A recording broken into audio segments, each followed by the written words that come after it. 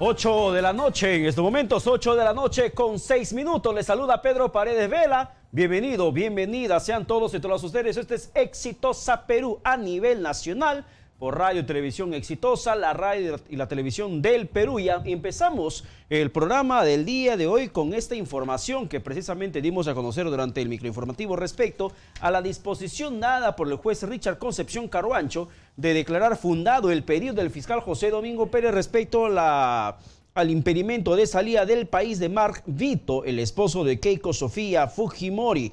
Dice el documento que tengo frente a mí: se resuelve primero declarar fundado el requerimiento de impedimento de salida del país del investigado Mark Vito Villanela, planteado por el primer despacho del equipo especial. Segundo, se impone mandato de impedimento de salida del país al imputado Mark Vito Villanela por el plazo de 36 meses, el cual se inicia el día de hoy, 27 de noviembre de 2018, y vencerá el 26 de noviembre del 2021 en la investigación que se le sigue por el delito de lavado de activos agravado en agravio del Estado. Tercero, cúrsese oficio a las entidades administrativas correspondientes para el registro correspondiente del presente mandato de impedimento de salida del país por 36 meses, impuesto al investigado antes mencionado. Comuníquese, notifíquese en la forma y modo que señala la ley. Dice en su cuarto punto esta resolución del juez Richard Concepción Carhuancho. Ahí está el documento. Finalmente, como sabrán ustedes, durante este proceso, esta audiencia de requerimiento de prisión preventiva, Mark Vito había señalado, entre otras cosas,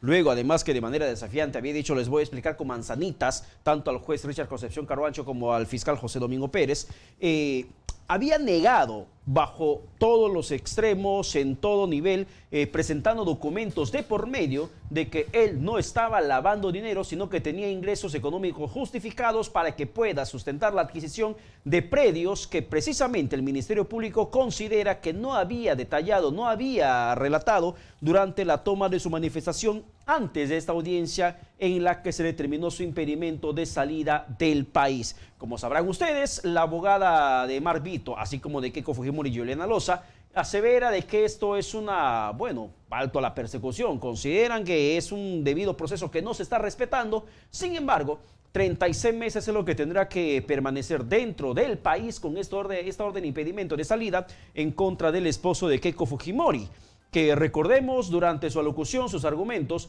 él básicamente hizo un discurso personalista en el punto de vista de que estaba siendo investigado porque consideraban que era esposo de Keiko Fujimori. No había otro argumento, no había mayor sustento en la investigación del Ministerio Público. Sin embargo, según lo que se puede revisar dentro de los documentos que tiene en su poder el Ministerio Público sobre la situación, la adquisición de predios por parte del esposo de Keiko Fujimori, data por ejemplo el caso de un terreno que en estos momentos en la zona de Cieneguilla, valorizado en más de $144,000. Sobre esto, por ejemplo, el fiscal José Domingo Pérez aseveró que era bastante complicado que se pueda adquirir una propiedad de esa cantidad de dinero, en el entendido que, por ejemplo, en ese entonces el cónyuge, el esposo de Keiko Fujimori, no pasaba de percibir un salario de 112,000 soles en todo ese proceso, en todo ese tiempo.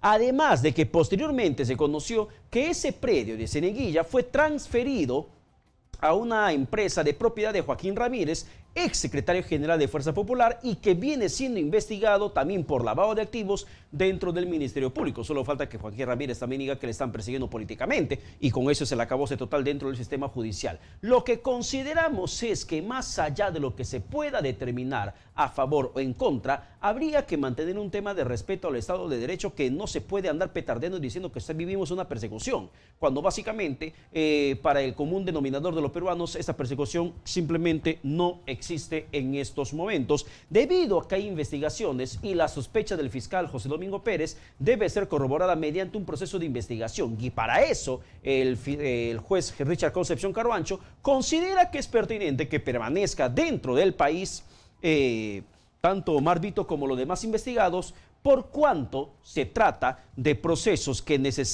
ameritan practicar pericia contable y otras auditorías más para determinar la fuente, la procedencia del dinero, pues según el Ministerio Público, el dinero con que se había comprado ese terreno en Cieneguilla, por ejemplo, que no había relatado aparentemente Mark Vito en su debido momento ante el fiscal José Domingo Pérez, el dinero provendría, aparentemente de Odebrecht. Al respecto, en la línea telefónica se encuentra la abogada precisamente de Marvito, la abogada Juliana Loza. Doctora Loza, buenas noches, bienvenida a Exitosa Perú.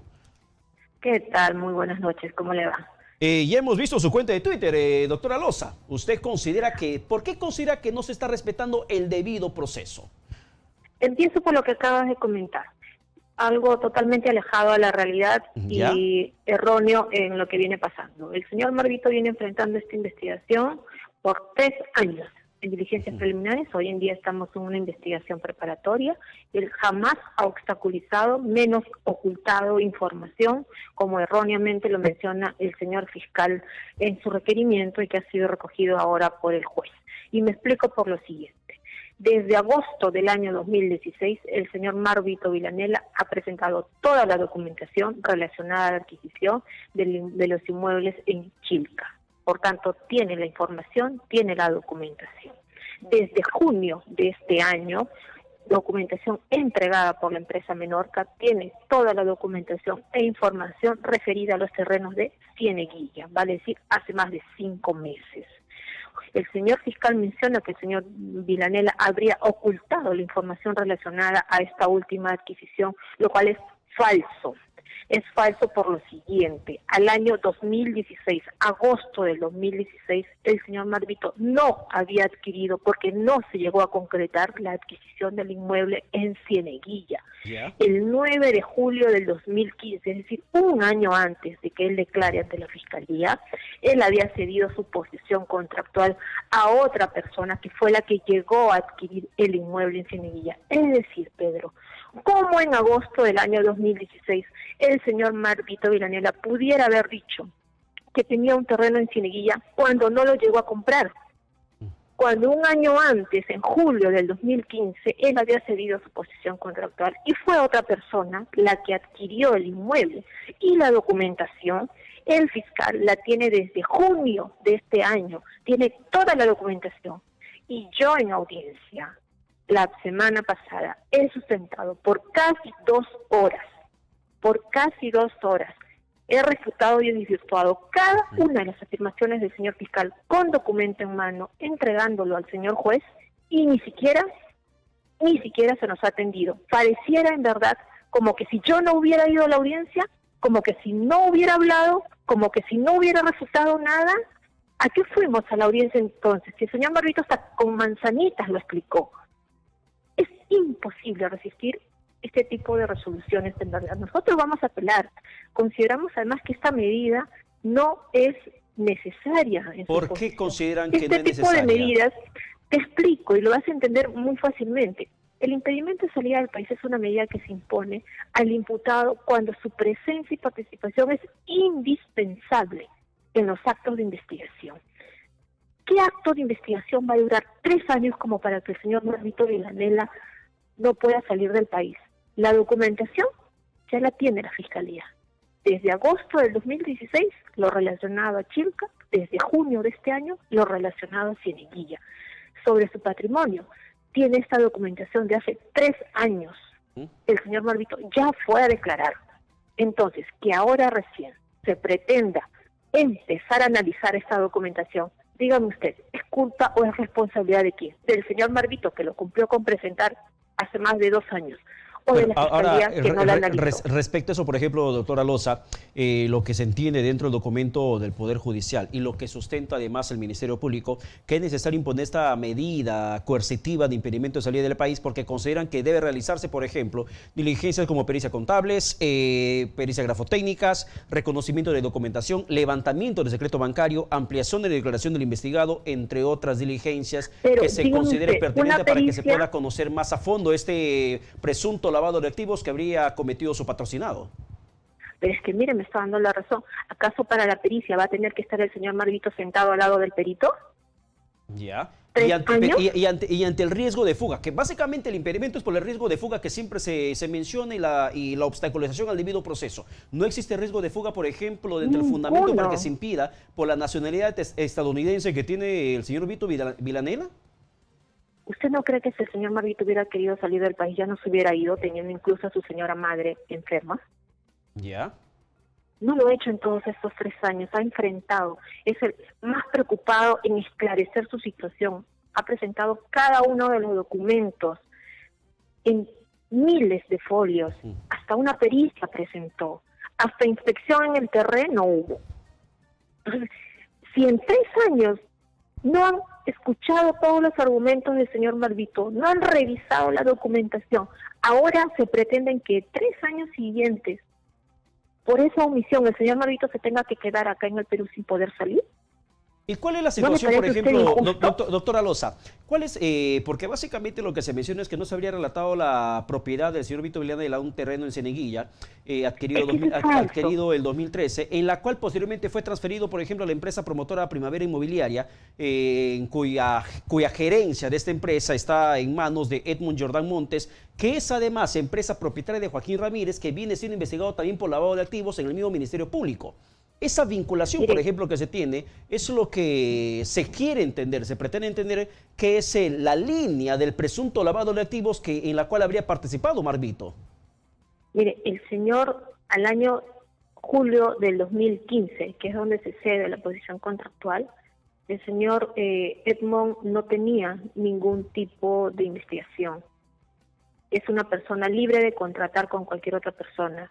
Si es que este señor, en su libertad contractual o de asociación, es socio de otra persona que pudiera o no estar investigada, no puede ser trasladable al señor Marvito Villanela ni a ninguna otra persona. No se le puede cuestionar por ese simple hecho.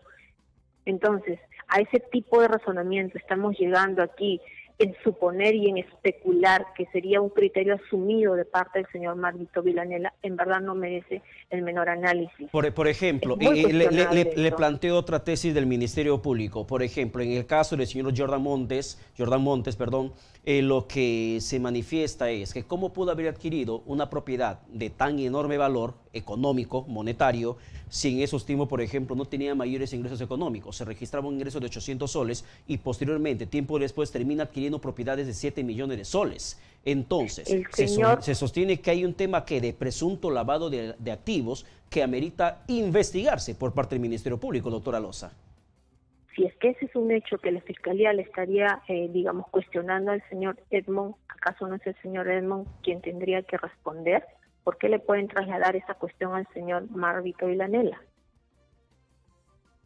Porque ¿No le resulta ilógico? Porque se considera que hay una vinculación directamente al tratarse que el señor Edmond Jordán es el gerente de una empresa de propiedad de Joaquín Ramírez y sabemos todos que Joaquín Ramírez ha sido secretario general de Fuerza Popular, de Fuerza 2011, directamente con que... Pero hay toda una situación de irregularidades que habría que investigar por todo el presunto lavado de activos, doctora Loza. ¿Cuál es la irregularidad? ¿Cuál es la irregularidad? Respecto al señor Marvito Villanela, le pregunto, ¿cuál es la irregularidad? Bueno, la irregularidad tendrá que determinar el fiscal José Domingo Pérez. Yo le estoy mencionando lo que el fiscal José Domingo Pérez sostiene dentro del por qué se tiene que investigar a Marvito Villanela, el esposo de Keiko Fujimori. No hay tal tesis de investigación. Es una especulación que se está formulando. No existe menor análisis a esa cuestión, ¿me entiende? Si es que hay un tipo de cuestionamiento, y entiendo que el señor Edmond Jordán ha documentado esa información, ¿por qué se le pretende trasladar al señor Marvito Villanela cuando él ni siquiera adquirente ni llegó a comprar ese inmueble? Pero bueno. Ese es el asunto. El señor fiscal tiene la documentación desde junio de este año. Y no es posible que pretenda desconocer, que no tenga la información. La tiene en la carpeta fiscal. Ahora, le pregunto, doctora Loza, para ir terminando. ¿Cuál es el problema que ustedes consideran se desata a raíz de las medidas coercitivas de permanencia dentro del país? ¿Por qué protestar y por qué considerar que no se está cumpliendo el debido proceso si el Ministerio Público, en su facultad de investigar, dispone de una medida que el juez posteriormente considera válida para continuar con las pesquisas respectivas? Porque es innecesaria este tipo de medida.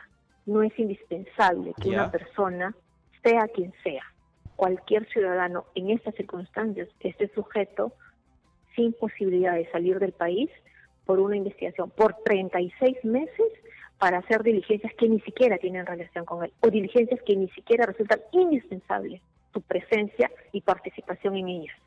¿Cuánto afecta la condición cotidiana esta disposición contra Marvito? Afecta mucho. ¿En qué sentido? Afecta muchísimo. Nosotros hemos visto que uno de los motivos que él solicitaba poder salir del país o que no se le impida esta salida del país era precisamente, y recordará usted, porque tiene su señora madre delicada de salud en los Estados Unidos. Ya. Él es un profesional que tiene determinadas actividades también y se le está privando de poder salir del país, o sea, para sujetarlo a una investigación que hace años debió haber sido archivada, porque la Fiscalía tiene toda la documentación desde hace años. O sea, él tenía la pretensión de salir a Estados Unidos por el tema de su señora madre. Es un motivo. Él no ha salido, en ninguno de estos días ha salido del país, ahora ya no podrá hacerlo, a pesar de tener a su señora madre delicada de salud. Y ha sido un motivo que se argumentó ante el juzgado, pero insisto, pareciera como que si nunca hubiéramos ido a esa audiencia. Ya, pero pareciera como que no nos hubiéramos presentado en la audiencia. Y en la posibilidad, como si solamente hubiera hablado el fiscal. Y en la posibilidad, por ejemplo, doctora Loza, de que Marvito termine saliendo del país, ¿no es válido para el Ministerio Público considerar una posibilidad de que termine quedándose en Estados Unidos y luego no afronte el proceso en su contra? Pero usted se da cuenta que ese tipo de razonamiento nos está llevando al campo de la especulación, y en el campo de la especulación cualquier cosa se puede suponer. Eso es muy grave dentro de un proceso penal, demasiado grave como para precisamente restringir la libertad de tránsito de un ciudadano. Es sumamente grave. Si el fiscal está llegando a ese tipo de especulaciones, que espero no sean así, estaríamos en verdad aquí en un escenario sumamente grave. Bien, doctora Juliana Loza, muchísimas gracias por la comunicación al Casala para Exitosa Perú. A usted. Bien, muchísimas gracias. Ahí estaba la abogada de Marvito, finalmente, sobre quien pesa esta orden impedimento de salida del país, que va a vencer el 26 de noviembre del 2021. 3 años, 36 meses exactamente. Comienza a contarse desde el día de hoy, martes 27 de noviembre del año 2018. Reitero, y es básicamente que se va a apelar en las próximas horas, sin duda alguna, para que finalmente determine una sala de instancia superior si es que se considera ratificar esta medida de impedimento de salida del país de Marvito, o en todo caso revocar la misma. Habilitamos líneas telefónicas para conversar con el país, 251-9422, 467-4499. Líneas telefónicas habilitadas aquí esta noche en Exitosa Perú. Hoy estamos martes y arrancamos así el programa. Y además, en unos instantes más venimos con el congresista Roberto Vieira. Vamos a conversar con el parlamentario Vieira, es un no agrupado dentro del Congreso, sobre este proceso en contra de Moisés Mamani, además de la citación que se está haciendo en la Oromosa, que acusa haber sido tocada, manoseada por el parlamentario de Fuerza Popular. Llamada telefónica en estos momentos. Aló, buenas noches. Aló, buenas noches. Buenas noches, caballero, bienvenido a Exitosa Perú, lo escuchamos. Jorge del centro de Lima. Hola, Jorge, ¿qué tal? Bienvenido, hermano. Parece que a Carguancho le dio vergüenza dar ese fallo en la audiencia que tuvo con Marvito.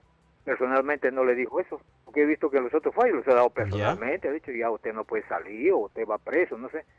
Así que dejó pasar unos días. Oiga, porque esto es un abuso ya. Como a Carguancho y a José Domingo Pérez, Alan les ha dejado con un palmo de la nariz, ahora se están desquitando pues con Keiko, ¿no?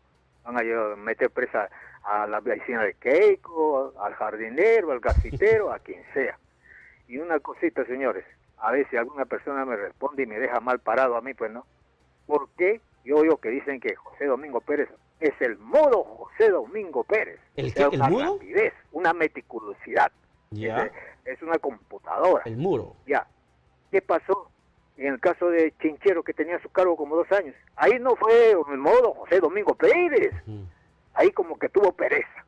¿Por qué? Porque se trata de Kuczynski y Vizcarra, y su señora trabaja en el Ejecutivo.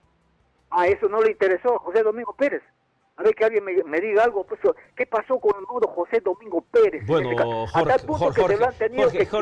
Jorge, no es la primera vez que haces esa pregunta, hermano, y siempre los programas que estoy al frente, pero gracias por la llamada telefónica. Una vez más te voy a mencionar, no pretendo dejarte callado, como dice que quieres que alguien te quede callado, te tape la boca, sino simplemente mencionar que el caso de José Domingo Pérez se conoció posteriormente que él venía investigando, tenía acervo documentario que venía solicitando al Ministerio Público que le asignen un asistente para que pueda además ordenar los papeles, y además solicitaba un espacio donde adecuar, acomodar los archivos del caso Chinchero, que desgraciadamente nunca le habían respondido. Con documentos de por medio se había presentado mediante un programa dominical la forma como es que le habían hecho caso omiso a todos aquellos pedidos. Posteriormente, tras el caso de prisión preventiva contra Keiko Fujimori, sabrán ustedes que José Domingo Pérez sale y da esas infelices, consideramos, expresiones respecto a evaluar la permanencia o no del fiscal José Domingo Pedro Chávarri, y en la cual Chávarri termina respondiéndole que responde José Domingo Pérez a mandatos políticos del Ejecutivo.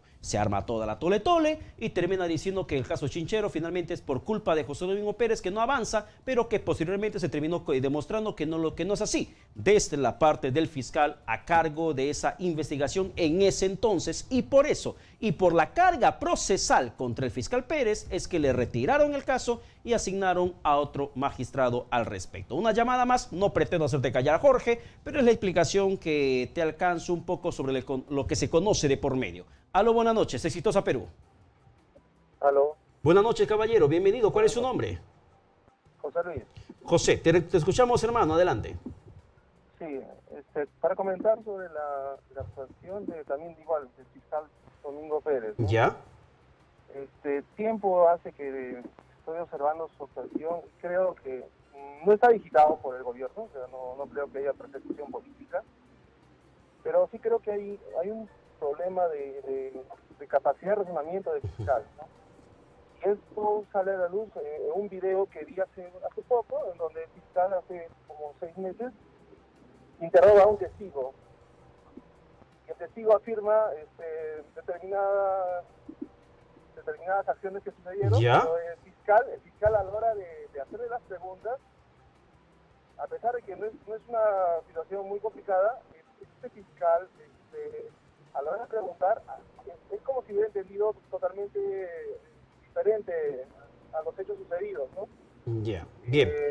Este fue el caso de cuando interrogaron a Alan García, en el caso de Rómulo León Alegría. Alan García explicaba que cuando se reunió con el empresario Canán, ese empresario le había especificado que los hospitales ahora se construían de solo 4 pisos. Ya no se estilaba a construir grandes edificios de hospitales, ¿no? Bien. Cuando el fiscal Pérez pregunta a Alan García, le dice, ¿por qué usted, refiriéndose a Alan García, quería construir hospitales pequeños? Alan García tuvo que rectificarle y decirle, pero yo no he dicho eso en ningún momento. El que dijo eso fue el empresario Canán.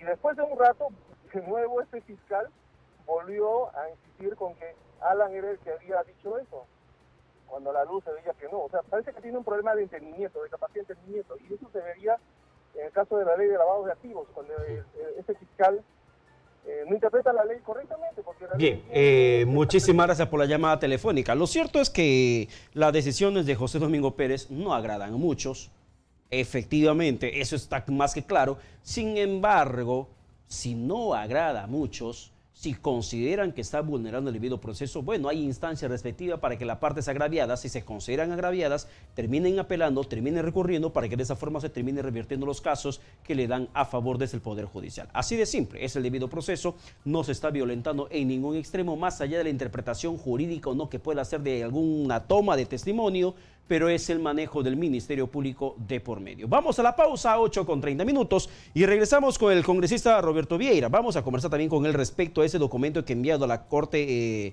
Interamericana de Derechos Humanos por parte de varios parlamentarios. Acá tengo el documento. Firma Cecilia Chacón de Fuerza Popular y también Mauricio Mulder.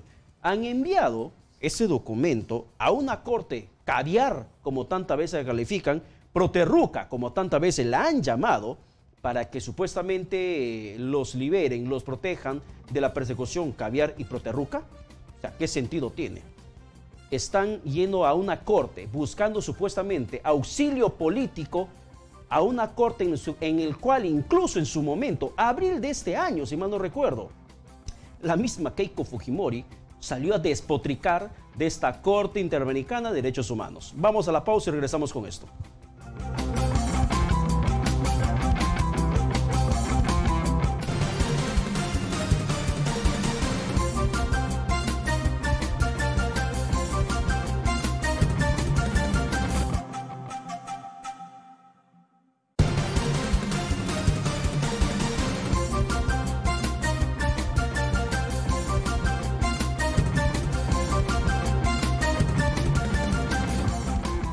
8 de la noche con 32 minutos. Como lo anunciamos, estamos aquí en los estudios con el congresista Roberto Vieira. Él es parlamentario no agrupado dentro del Congreso de la República. El caso de esta carta que me llama mucho la atención. Quiero comenzar la entrevista por ahí porque también otro tremendo problema que se está dando dentro de Fuerza Popular, más allá de que Jenny Vilcatoma se encuentra con licencia partidaria, que está solicitando la expulsión de la congresista Úrsula Letona. La verdad que ni dentro de Fuerza Popular se ponen de acuerdo exactamente a dónde quieren llegar. Pero le mencionaba, tengo esta carta que remitieron con firma de la congresista de Fuerza Popular Cecilia Chacón de Vettori y Mauricio Mulder Bedoya, congresistas de la República. Mauricio Mulder es conocido de la cédula parlamentaria prista. La remitieron el pasado 21 de noviembre. Conferencia de prensa también presentaron el documento para que terminen aseverando que están siendo sujetos de una presunta persecución política, una especie de cacería de brujas que están lanzando señales a nivel internacional. Dice a la letra: congresista Vieira, primero buenas noches, bienvenido. Muchas gracias por la oportunidad. Exitosa Perú. Antes de leer esta carta, ¿usted le sorprende? ¿Conocía estos detalles? La verdad que me sorprende porque quienes suscriben alegaban de que era una corte proterruca, ¿no? De una ideología marxista, una ideología obviamente que se contraponía con la manera de pensar, pero por lo visto a raíz de lo que se está denunciando con esta carta que no sabíamos, la verdad que es totalmente contradictorio a lo que ellos pregonaban, ¿no? Por ejemplo, dice el documento el 21 de noviembre. Acá está la carta, tengo aquí la carta. En la que se menciona: me dirijo a ustedes en representación de los firmantes del pronunciamiento realizado por los parlamentarios y exparlamentarios del Perú, expresando nuestro rechazo a la intención de criminalizar la política por parte del Ministerio Público y el Poder Judicial de nuestro país. En dicho pronunciamiento político se destaca que conforme a nuestra Constitución Política del Perú, en su artículo 93, los congresistas representan a la nación, no están sujetos a mandato imperativo. Pueden ver el documento que va pasando en pantalla, en la cual incluso ponen con cursiva y con negrita, destacando, resaltando ese párrafo de que el artículo 93 de nuestra Constitución considera que no están sujetos a mandato imperativo ni a interpelación. No son responsables ante autoridad ni órgano jurisdiccional alguno por las opiniones y votos que emiten en el ejercicio de sus funciones. Quisiera que me explique exactamente a qué se refieren, porque creo que no he visto a un congresista en estos momentos que sea sujeto de investigación por lo que ha dicho o por lo que viene haciendo dentro del Parlamento. Dice: en ese contexto queda claro que desconocer el contenido de la Constitución y el Estatuto de la Función Parlamentaria implica una violación a los derechos fundamentales de representación popular y ello no se puede permitir. Señores miembros de la comisión, cumplo con adjuntar copia del pronunciamiento de mencionado, al que esperamos sea merituado en el contexto que corresponde. También dice, por ejemplo, lo que en el preámbulo de la entrevista mencioné, lo que mencionó el 18 de abril Keiko Fujimori, declaraciones recogidas en el diario El Correo. Cuando, por ejemplo, mencionan, le pregunta por el tema de la Corte Interamericana de Derechos Humanos. ¿Qué dice textualmente respecto además, cuando le dan el tema del indulto? Se ve el tema del indulto de Alberto Fujimori. ¿Qué es lo que dice Keiko Fujimori, 18 de abril? Sobre la misma corte a la cual Fuerza Popular y el APRA están apelando por esta supuesta persecución política. Dice: la corte de por sí es una institución que tiene una carga ideológica, ya sabemos, en beneficio de algunos sectores, como por ejemplo de los terroristas. Hemos visto en muchas oportunidades fallos de la Corte en la que exigen al Estado peruano pagar indemnización a los terroristas, pagarle beneficios, y eso es muy lamentable. Yo no sé qué sentido tiene. Mandas una carta apelando supuesta persecución política a una corte proterruca caviar, como la califican, pidiendo que te defiendan de la supuesta persecución proterruca caviar. ¿Qué sentido tiene, congresista Vieira? Bueno, realmente contradictorio, sorprendente. Ellos hablan de persecución política y yo digo, ¿cómo pueden hablar ellos de persecución política cuando esta alianza, Fuerza Popular y el Partido Aprista, dos veces presentaron moción de vacancia? Pero Pablo Kuczynski tuvo que renunciar porque si no renunciaba horas antes, la vacancia era inminente. Han censurado gabinetes, han censurado ministros, han aplastado con sus mayorías, han hecho lo que ha dado la gana durante 2 años. Total exactamente. libertad En estos política. momentos, hace unos días acaban de firmar un documento donde están creando una comisión especial manejada por Fuerza Popular con el partido aprista para no perder poder, no reconocen a los independientes para podernos constituir como bancada. O sea, ¿de qué están hablando? Cuando ellos han hecho lo que le ha dado la gana y ahora, obviamente, por un tema judicial que ellos tienen que afrontar lo que están imputados, no digo que sean culpables, están hablando de persecución política y saliendo al extranjero como la comitiva que ha ido a Uruguay, ahora por ejemplo a través de la Corte Interamericana de Derechos Humanos, hablar de persecución política, dando a entender que en el Perú no existe Estado de Derecho. ¿Y eso qué trae como consecuencia? De que las inversiones se espanten en un país donde estamos en una economía desacelerada, donde la mayoría, el 70-80% de peruanos está endeudado, están pagando intereses usureros, no hay trabajo, no hay oportunidades, hay problemas de salud, hay problemas de educación. A lo que voy es que necesitamos inversión para que eso genere trabajo, para que genere movimiento económico dentro de la sociedad peruana, pero con esto lo único que hacen es espantarlo. ¿Y eso qué trae como consecuencia? Esas ausencias. Las ausencias trae de que el país no crezca como debía ser. El próximo año la recaudación tributaria va a caer, eso va a significar que el déficit fiscal va a aumentar.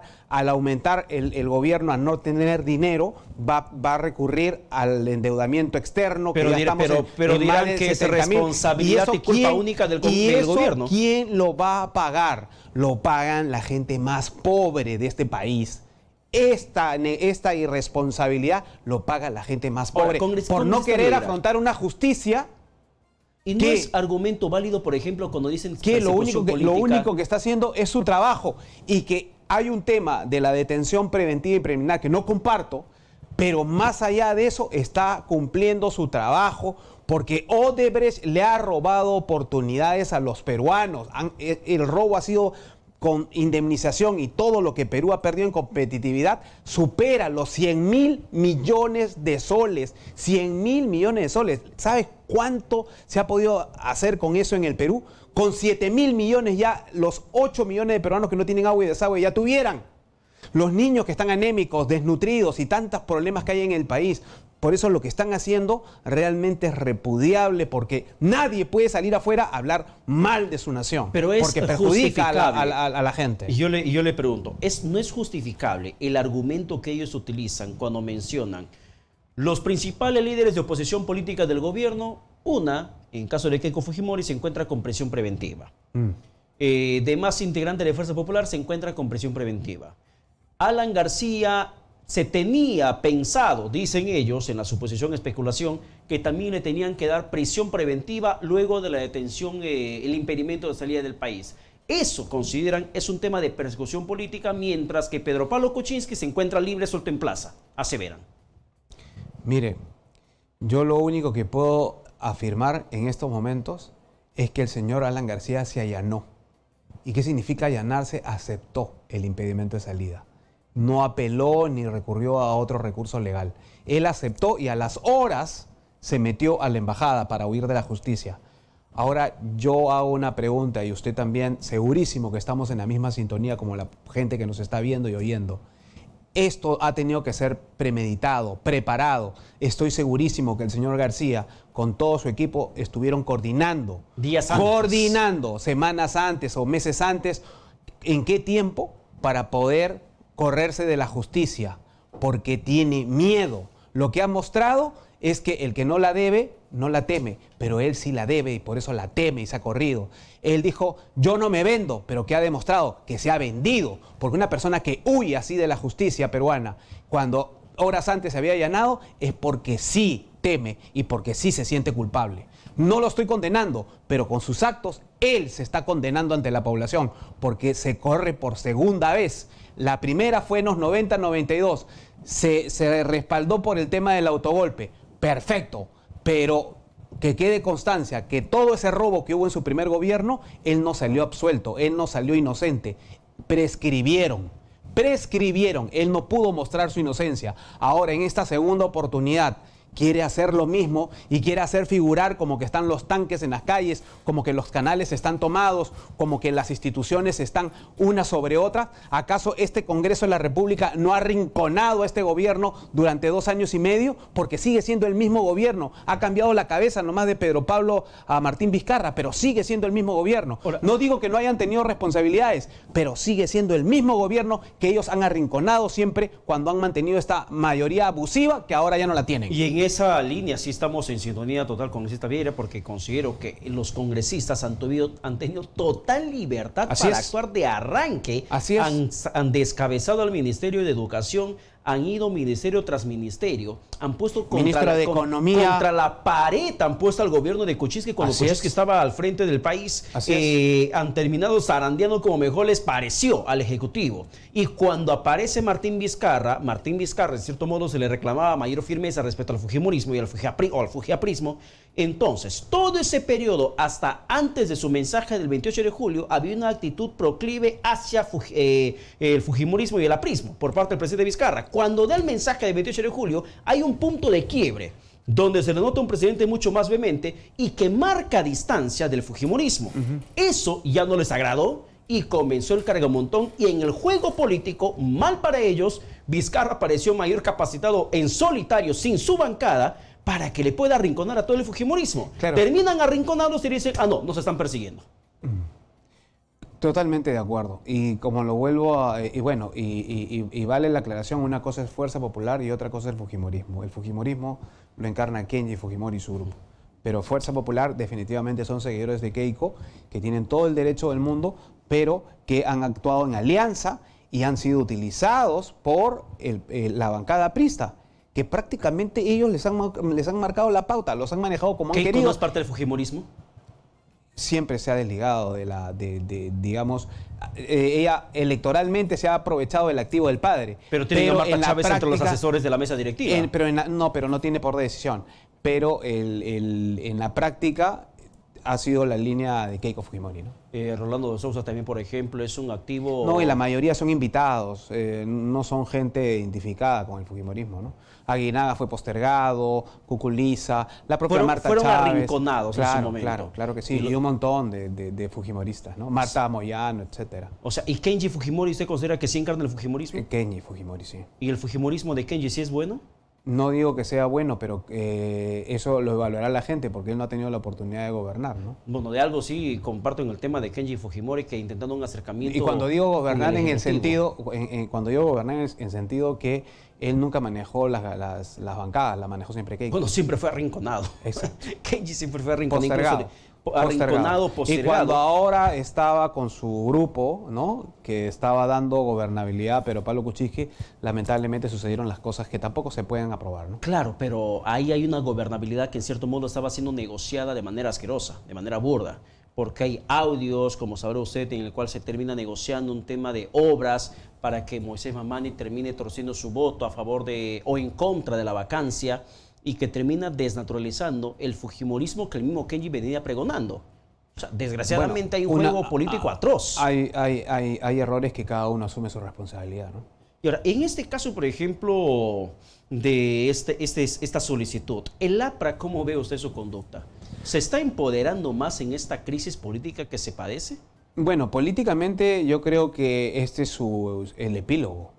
Si Alan García, digamos, en un gobierno rescatable del 2006 al 2011, cuando postula en el 2016 con las justas, no llegó a pasar la valla, porque la valla se la bajaron un día después, increíblemente, algo que nadie ha investigado, porque si realmente se hubiera mantenido lo que ya estaba establecido hasta el mismo día de las elecciones, la bancada del APRA no existiría. Se han metido, en otras palabras, por la ventana al Congreso. Entonces, ahí uno puede darse, digamos, el concepto de que si en esa situación le fue tan negativo, ahora la gente, el pueblo peruano, al ver que se corre de la justicia, que no la quiere afrontar, que no hay persecución contra él, pero que sí tiene miedo, algo que él decía que no temía, y que sí se corre, algo que él decía que no se iba a correr, Entonces, definitivamente, su situación política es totalmente nula, ¿no? Ahora, usted me mencionaba el tema de esa crisis política que viene afectándonos a todos por igual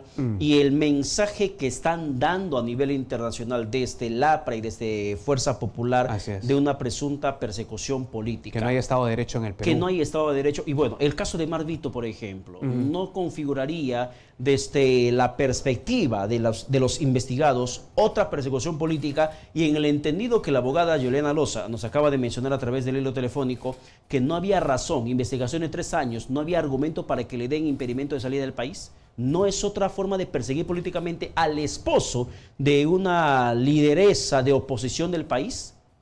Bueno, están siendo investigados como cónyuge, ¿no? Entonces, de todas maneras, hay una relación contractual con la lideresa de Fuerza Popular. Esto no lo hace en ningún momento culpable ni condenado, ¿no?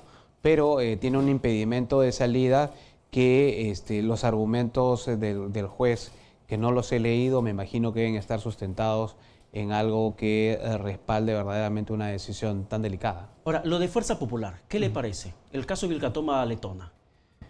Mire, lo que ha declarado la congresista Vilcatoma es muy serio, ¿no? Jenny Vilcatoma es una mujer, tiene una trayectoria, es una mujer que valiente, hace acusaciones muy sustentadas. Para que ella haya lanzado esta acusación contra Úrsula Letona de defender intereses privados y de haber blindado actos de corrupción, haber manejado aparte de su bancada para ese fin ilícito, definitivamente la congresista debe de tener pruebas contundentes. Me imagino que seguramente los mostrará en el momento que sea recurrido, porque no creo que ella pida que se le expulse sin tener pruebas. Claro, ella debe tener pruebas contundentes, y por los antecedentes de Úrsula Letona, de estar siempre muy cercana a intereses económicos, como por ejemplo la harina de pescado y otro, el tema también de las cooperativas, ¿no? También con la minería ilegal. Exactamente, eso le iba a mencionar, que el semanario Gil Verso 13 sacó información sobre ese tema de minería ilegal, claro, que terminó agenciándose. Claro, es una persona que definitivamente le está haciendo daño a la bancada. Encima existe también animadversión interna. Yo sé que hay problemas ahí con Cecilia Chacón, con otras congresistas. Y también debe ser también por ese parentesco, no parentesco, sino ese acercamiento de Úrsula Letona con la familia Paniagua, ¿no? Quien fue que vacó al presidente Fujimori. Entonces, como que hay estas sospechas de que el enemigo lo han tenido adentro y nunca se han dado cuenta. Por ejemplo, tengo extracto de ese documento que remite Jenny Vilcatoma, la congresista, hacia el congresista Carlos Dubino, vocero de Fuerza Popular, dice: recurro a vuestro despacho para solicitar la expulsión de solicita la expulsión. O sea, es una actitud más drástica que contra Moisés Mamani, acusado por lo que pasa es que para que esa afirmación lo haga Jenny Vilcatoma, ¿no? Ella ha sido procuradora, ha destapado muchas denuncias importantes en el tema Odebrecht, ella ha sido una de las abanderadas. Entonces, definitivamente, ella debe tener pruebas contundentes. Algo que termine... Definitivamente, algo que tiene que mostrarlo seguro al interno de su bancada para que tome la decisión.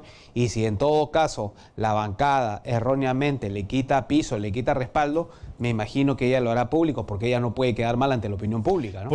Sigo leyendo el documento, dice: petitorio, recurro a vuestro despacho para solicitar la expulsión de la bancada Fuerza Popular de la señora María Úrsula Ingrid Letona Pereira, por cuanto su conducta como congresista de la República representando al grupo parlamentario Fuerza Popular durante la investigación de la denuncia que se hiciera por los actos de corrupción en la entidad del Estado PROMPERÚ no ha sido proba, ya que ha utilizado todo su poder para lograr el archivo de la moción de la Comisión de Fiscalización que buscaba investigar presuntas irregularidades en la entidad estatal mencionada, infringiendo con esta actuación gravemente el reglamento del Congreso de la República, el reglamento del Grupo Parlamentario Fuerza Popular, así como el Código de Ética, así como los acuerdos de lucha contra la corrupción. Muy fuerte lo que dice la congresista Jenny Vilcatoma. Totalmente. Pero como le vuelvo a decir, Jenny Vilcatoma no es una congresista que dispara de una manera irresponsable, ¿no? No, pero además se sustenta fundamentos fácticos, pone fechas, actitudes, exacto, el procedimiento que habría tenido Úrsula Letona. Para que ella firme eso, tiene que tener pruebas contundentes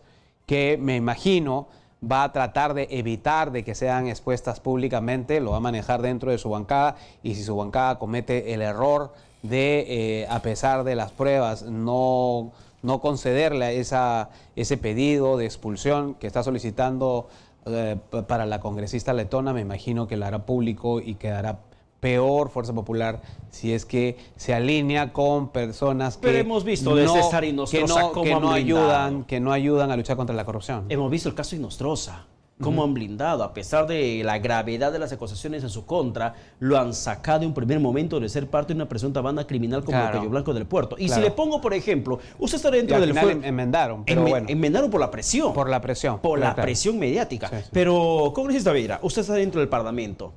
De hecho, que tiene alguna comunicación con algún fujimorista de Fuerza Popular. Yo le pregunto, si pusiéramos una balanza a Vilcatoma y a Letona, ¿quién tiene más peso dentro del grupo parlamentario? ¿Quién tiene más peso? ¿A qué se refiere? En el peso político, dentro de Fuerza Popular. ¿Vilcatoma o Letona?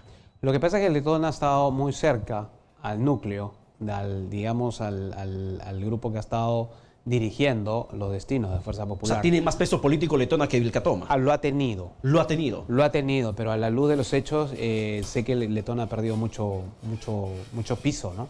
Ha perdido mucho piso porque lo que dice la congresista Jenny Vilcatoma ya ha recorrido en los pasadizos mucho tiempo atrás. Ahora, usted está dentro del Parlamento y vamos a hacer un juicio de valor. Usted es de Fuerza Popular, pero vamos jugando un poco este esquema.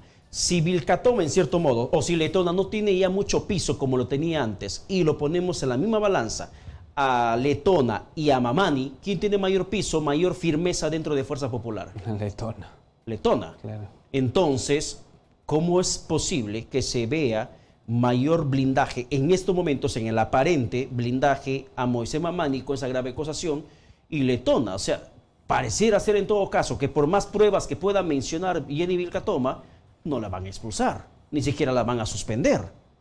Bueno, y por eso digo, las pruebas que debe tener Jenny Vilcatoma tienen que ser sumamente contundentes para que ella no quede, digamos, sin piso y que su denuncia no caiga en saco roto, ¿no? Debe tener pruebas contundentes. La forma como se está dinamitando Fuerza Popular, ¿a quién le beneficia?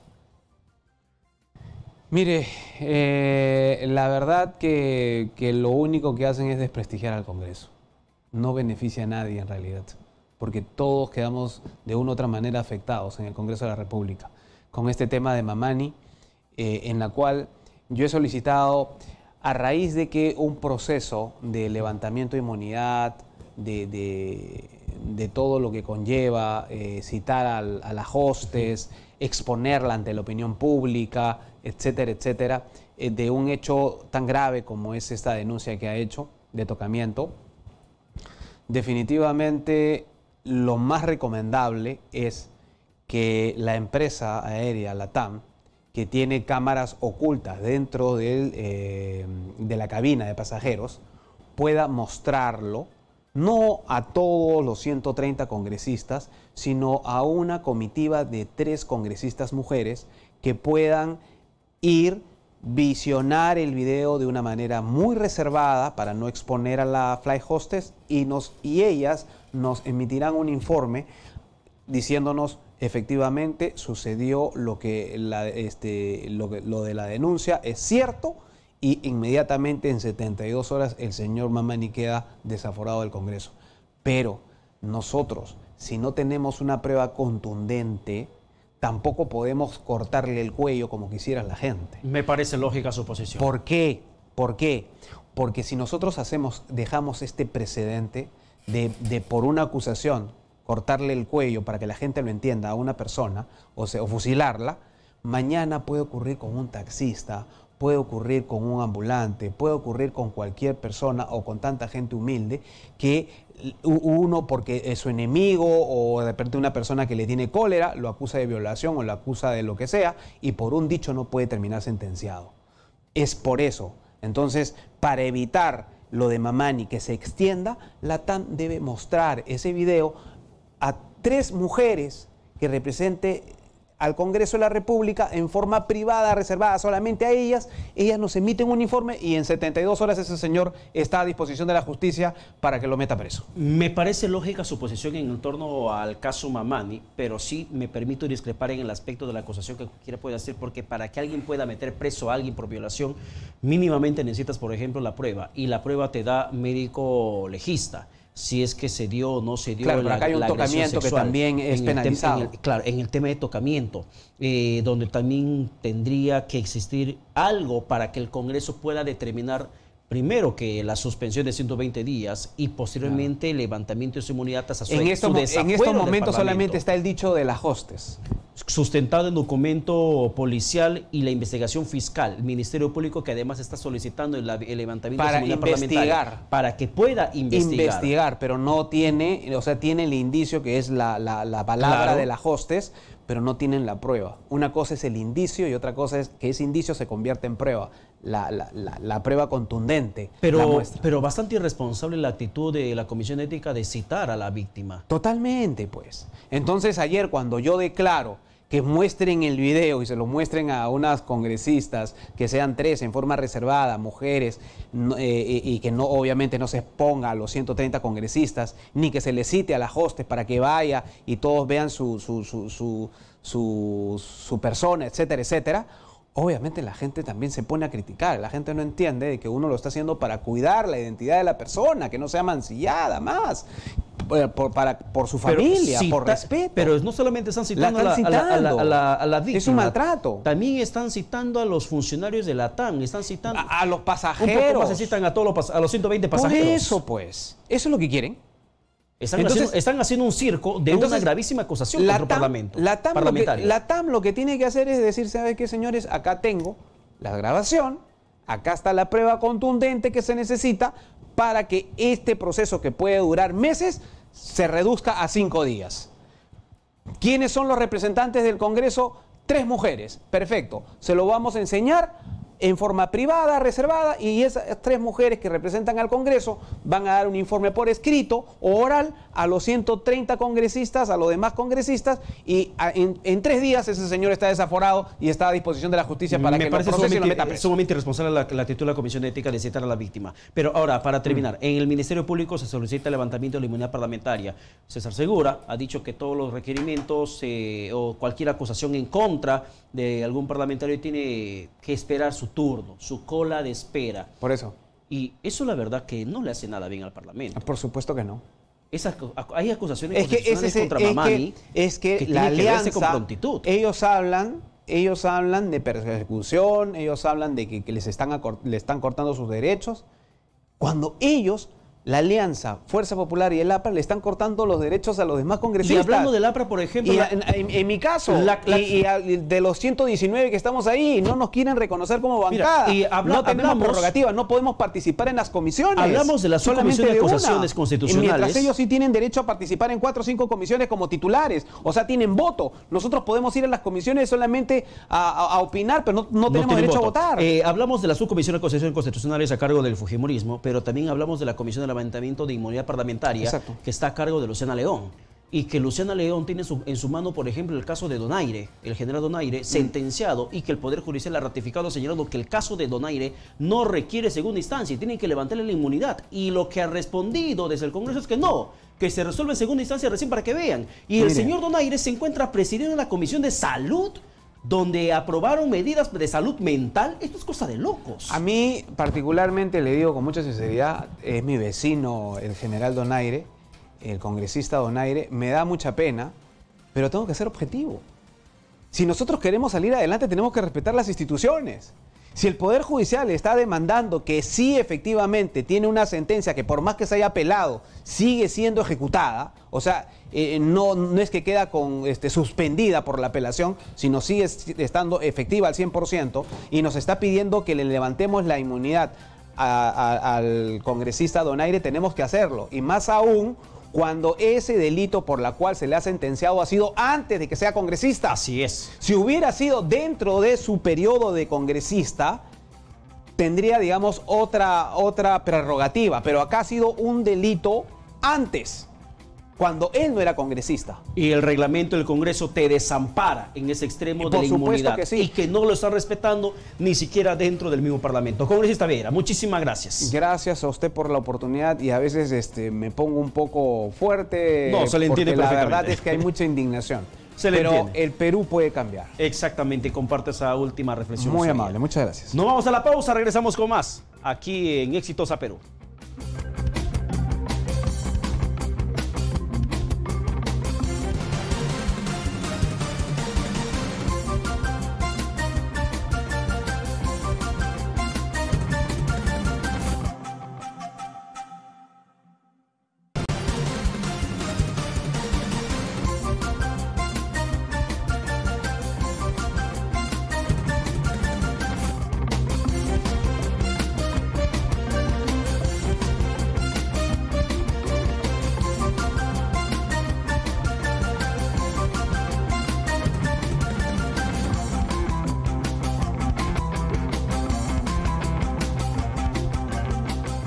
En este segundo gabinete binacional Perú-Chile se acuerda luchar contra la violencia hacia la mujer y la verdad que para mí sigue siendo más letra muerta en documentos que puedan suscribir. ¿Cuántos planes contra la violencia existen en el país? Existe un plan, por ejemplo, contra la violencia hacia la mujer que estuvo vigente hasta el 2015-2016, si mal no recuerdo. Luego se renovó la estrategia de lucha contra la violencia. Ya dejaron sin efecto el plan de lucha contra la violencia hacia la mujer y actualmente se encuentra vigente el plan de lucha contra la violencia de género. Existe el Plan Nacional de Salud Mental, existe el plan contra la lucha de la criminalidad por parte del Ministerio del Interior, existen planes hasta por montón, existen planes para hacer rifa de documentos, existen planes para hacer una balsa, dicen en mi tierra. Pero desgraciadamente, ¿cuánta realidad se va percibiendo respecto a las estrategias que se ponen en esos planes? No solo hablamos de cuando, y es más, lo preocupante de todo esto es que desgraciadamente ya no solamente estamos hablando de violencia contra la mujer en mujeres adultas, como víctimas de feminicidio, hablamos de violencia contra la mujer en torno a niñas de 3, 5, 7 años, 9, 10 años, 12 años que terminan siendo abusadas, violentadas salvajemente de manera sexual y luego ultimadas, estranguladas, asesinadas, quemadas. Mujeres jóvenes, mujeres adultas, víctimas de feminicidio, ancianas. En las últimas 48 horas, 2 casos de ancianas. El de Caraballo, 86 años, esta señora que terminó siendo abusada sexualmente y cortada, luego flagelado luego el rostro con un pico de botella.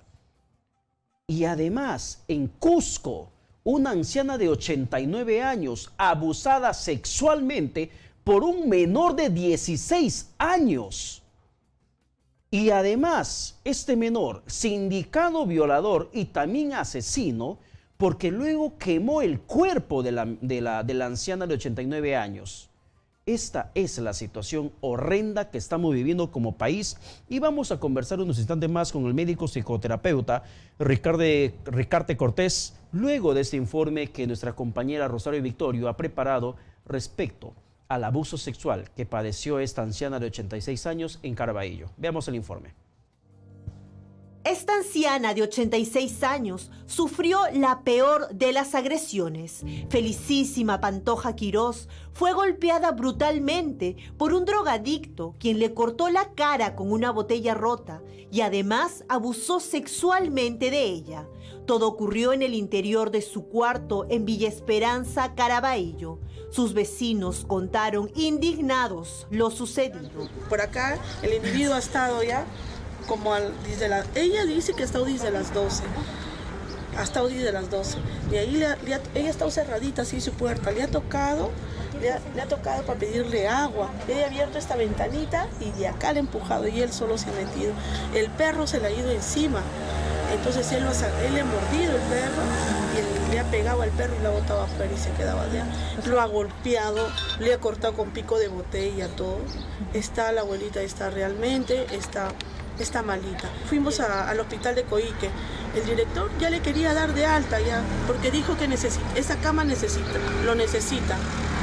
Entonces no es justo. Esta agresión ocurrió el viernes 23 de noviembre y hasta el momento ni la policía ni otra autoridad han llegado hasta la vivienda para tomar las muestras de ADN y así identificar al agresor de la anciana.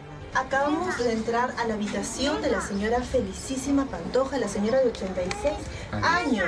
¿Qué es lo que sucedió acá? Una ancianita. La verdad que la señora vivía aquí sola, completamente sola, con la cantidad de la gente, sobrevivía. Mire, fíjese los platos de comida que la gente, la población le daba para que ella pueda sobrevivir. Los vecinos le daban acá comida, le daban su menú. Todo.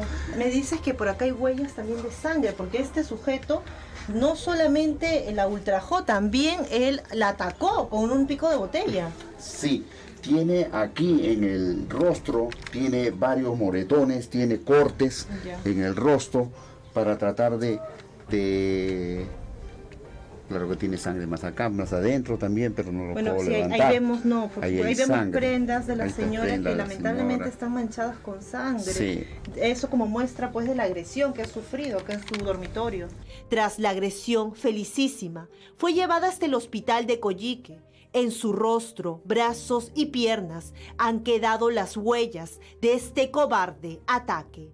Además, sufre de depresión por el abuso sexual. ¿Cómo se encuentra? Sí, ella está lúcida, pero sí está con pena, siente temor, también siente miedo. Por eso es que nosotros no queremos que ella la traigan acá, que la pasen a un albergue o algo donde ella pueda estar bien. Como vecino, ¿qué es lo que piden? Justicia, señorita, justicia, que no se quede impune lo que ha pasado, señorita. Si ahora le ha pasado a ella, mañana puede pasarle a los niños. Acá tenemos niños, ancianos, jóvenes, que les puede pasar. Y ya ha pasado violaciones acá, señorita.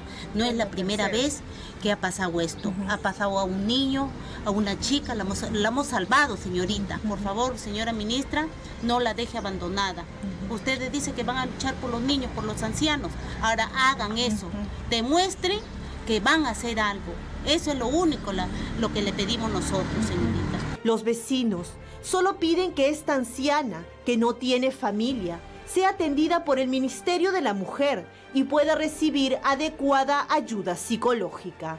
Mientras tanto, su agresor todavía sigue libre por las calles, siendo un peligro para cualquier persona.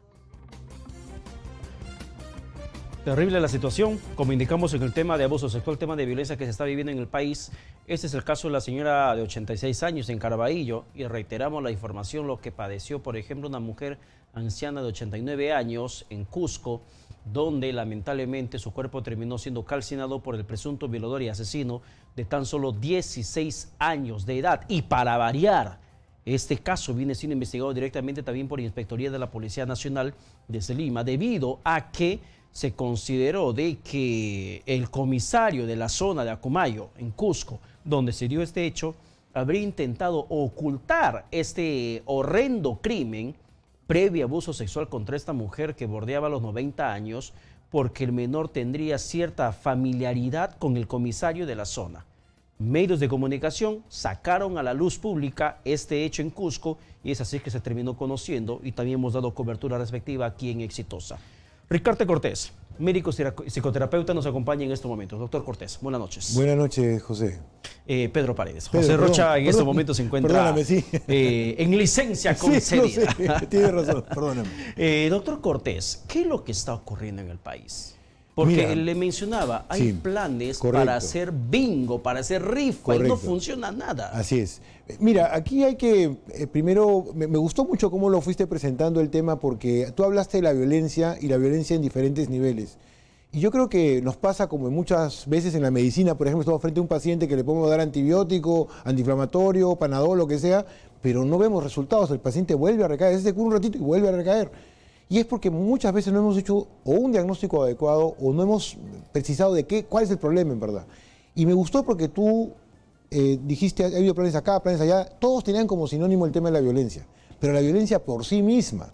Escúchame, yo sí creo que hay desigualdades en el trato, por ejemplo, del hombre y la mujer. Creo que hay desigualdades en cuanto a niños que no están adecuadamente atendidos, efectivamente, y eso hay que velar y hay que cambiarlo y hay que educar para que eso ocurra.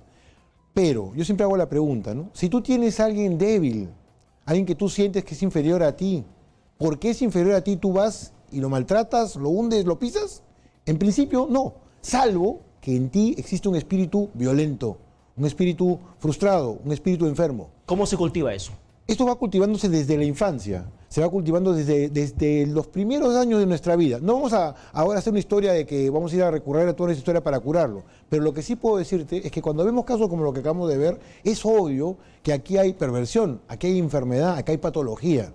Aquí hay mentes que están torturadas, están cambiadas. Por ejemplo, en esto que me contabas de Caraballo, es obvio que esta persona, además entiendo por ahí, debe tener algún tema de consumo de drogas o lo que sea, que ya lo convierte en una persona enferma. ¿Qué es lo que se mencionaba en el tema de Caraballo? Que había una vinculación de drogadictos que habían ingresado, que habían abusado sexualmente posteriormente de esta anciana. Pero lo que pasó en Cusco, por ejemplo, hablamos de un menor de 16 años. Es un menor, mira, tiene 16, ¿te imaginas lo que hay en la mente de este niño? Y que no proviene de ningún otro, digamos, no le ha nacido a él, esto es parte del contexto o de la patología que él vive y que tiene que estar arrastrando de buen tiempo. O sea, digo, estamos hablando de otro, este asesino, este niño asesino, es también es un hombre, un niño también, a su vez, probablemente violentado, es también un niño que es víctima, y cuando digo violencia me refiero de la indiferencia a la que tú te refieres. Pero ahora, yo le quiero llevar al extremo de la entrevista, o quiero en esta parte de la entrevista llegar al final quizá. Pena de muerte, lo que mencionan tantas veces. Sí. Una pena de muerte que se pueda instaurar en el país, que se pueda reponer en el país como pena capital, ¿podría solucionar esta ola criminal de salvajismo atroz que estamos padeciendo? Inicialmente todos cuando vemos esto lo que sentimos es mucha cólera. Y lo quieren matar al agresor. Y es más, muchos de ellos probablemente, algunos de ellos van a intentar hacerlo. Sin que tú lo intentes. Porque el problema no está en que si piensan que se van a morir o los van a matar. El problema es simplemente esta descarga de ira o de furia que viene de una patología que está dentro, de una enfermedad que no está atendida. Por otro lado, lo que dicen estas señoras, oigan, hagan algo con este señor, que no quede impune, porque hay otros. El que yo mate a uno no tapa las cosas, al contrario, las deja allí. No es acabando con él. Es más, las sanciones legalmente están no para castigar o para devolver el golpe, porque lo único que haríamos es aumentar la violencia. Una pena de muerte podría ser recapacitar, entre comillas, a otros futuros violadores, asesinos, ladrones, delincuentes. Ojalá fuera así, pero no lo está así. O sea, para que esto ocurra, tienes que haber, digamos, vencido muchas vallas, y la valla de que si te van a matar o no, ni siquiera está en contemplación.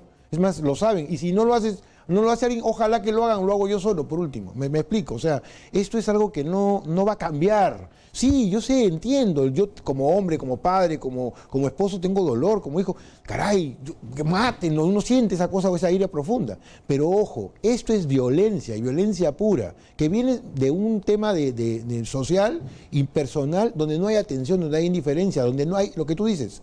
¿Qué hacemos si tanto papeleo y nadie hace nada por tener, por ejemplo, postas de salud mental donde se necesita, donde no hay un psicólogo, no hay un psiquiatra en kilómetros a la redonda, donde hay adictos que pasan su vida en las calles y nadie los atiende? A mí, por ejemplo, no me levanta ni siquiera el más mínimo optimismo el acuerdo que pudo haber suscrito Perú con Chile en este gabinete, segundo gabinete binacional, donde acuerdan luchar contra la violencia hacia la mujer. Ni siquiera me genera optimismo, claro, porque estamos llenos de planes que no están funcionando. Concretamente necesitamos acciones, tenemos profesionales que deben tener un lugar donde actuar, que tenga recursos. Tenemos hoy el internet, tenemos tantas cosas que se pueden aplicar para ir a cada rincón. Dime, por favor, ¿tú crees que la depresión, la esquizofrenia, los problemas de adicciones, el alcoholismo es exclusivo de las ciudades como Lima y Arequipa y punto? ¿Acaso en el rincón de nuestro país no hay? Dime, ¿qué médicos, qué especialistas hay, qué profesionales hay que les puedan asistir a estas personas, a estas familias en esa necesidad? No hay, pregunta por ahí, no hay. Uno después dice, tienes el diagnóstico, bueno, ¿y ahora qué hacemos? De aquí nos vamos a ver. A ver, dos conclusiones importantes que usted me permite arribar. En el tema de la pena de muerte no es solución. No lo es. La pena, para acabar con el flagelo. Solamente con la pena de muerte. Ojo, esto no es porque lo diga, esto ya ha ocurrido, ya ha habido pena de muerte en otros lugares y no ha cambiado nada. Pena de muerte en Estados Unidos. Sí, sigue habiendo una ola criminal terrible, tiroteos. Hasta estimula el morbo, mira. O sea, hoy día hubo un tiroteo, se conoce la información hoy día de un tiroteo en el hospital militar de Maryland, donde desgraciadamente ni la pena de muerte termina disuadiendo a los criminales. Correcto. En el caso, bueno, le digo, en el tema de la pena de muerte, primero que no la solución, me dice usted. Y segundo, que tampoco termina haciendo retroceder, disuadiendo a quien va a cometer un delito. No, eso no pasa. No pasa eso. ¿En la psicología no funciona así? No, eso no funciona. El temor no funciona. En la psicología se puede interpretar como el temor como una herramienta disuasiva para quien pueda cometer algo malo. O sea, sí, pero cuando, digamos, dentro de la mente cuerda, de la mente que está enferma, de la mente que está drogada, de la mente que tiene un problema psicótico, eso no va a cambiar. Y más en un psicópata o un depresivo que no le importa si lo matas en verdad. Eso no va a ser así. Entonces, otro tipo de abordaje necesita esto. Y cuando vemos, este es como la punta del iceberg, porque lo real, la violencia real, por ejemplo, va a continuar si a esta señora que acabamos de mencionar no se le asiste. Usted me dice algo muy importante, el tema de los agentes psicóticos, drogas que pueda consumir una persona que le termine impulsando esos actos horrendos. Sin embargo, por ejemplo, doctor Cortés, hablamos dos temas particulares. En el tema de endurecimiento de penas que se dio acá, y eso creo es un claro reflejo del cómo es que no funciona como herramienta disuasiva penas drásticas. Sí. Se implementó el tema de cadena perpetua para abusadores y asesinos de menores de 14 años.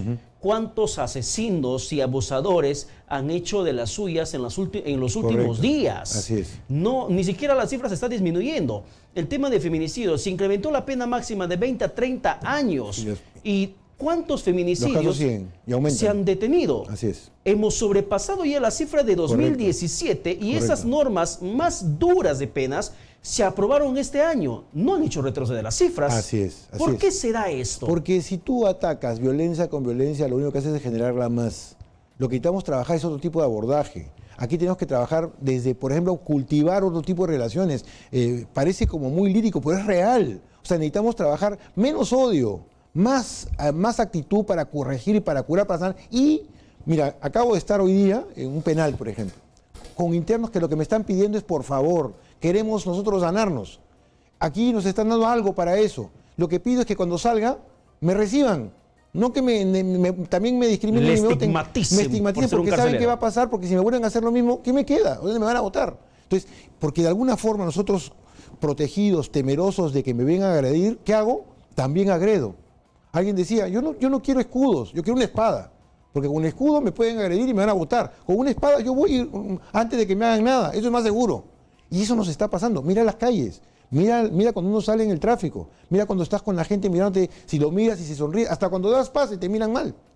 O sea, ojo, esto es como una violencia que nos está tomando a todos y no somos una isla, pero a nosotros en particular, que sí podemos trabajarlo, nos interesa, sí nos está pasando. Nos estamos convirtiendo en una sociedad muy violenta, donde la violencia parece, todavía nos llama la atención cuando vemos estos casos horrorosos, pero ojo, en tu casa, en la calle, saliendo de aquí, en el trabajo, esto está pasando.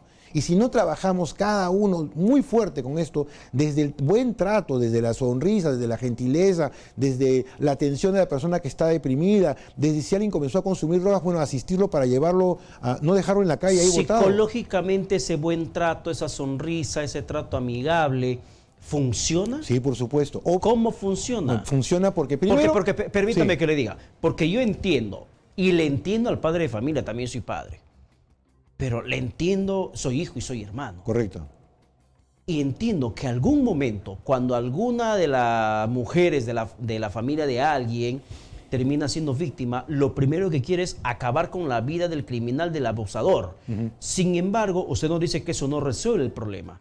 Pero ¿cómo combatir? Si usted que nos dice con una sonrisa, un trato amigable, para muchos, no le quiero faltar respeto al doctor Cortés, pero para muchos puede parecer una soncera. No, pero una sonrisa, ¿cómo va a solucionar? ¿Cómo funciona eso dentro de la parte emocional para prevenir la violencia? Mira, yo digo, es muy tonto creer que esa señora que hoy día hemos víctima de este señor, ya no había sido violentada antes. Es muy tonto creer que una mujer que está anciana, sola, que viene un hombre que está enfermo, le rompe la puerta, está abandonada varias horas y luego recién se dan cuenta, ya no estaba siendo violentada. O sea, claro, todo el mundo se raja las vestiduras cuando ya vino un loco que la atacó, le rompió la cara, pero esa señora tiene años de estar en abandono. Años de, como tú dices, de planes que hablan de asistencia y que se ganan votos con eso, pero que nadie hace nada por ella. Años de vivir en el abandono, porque eso pasa con ella y con un montón de gente.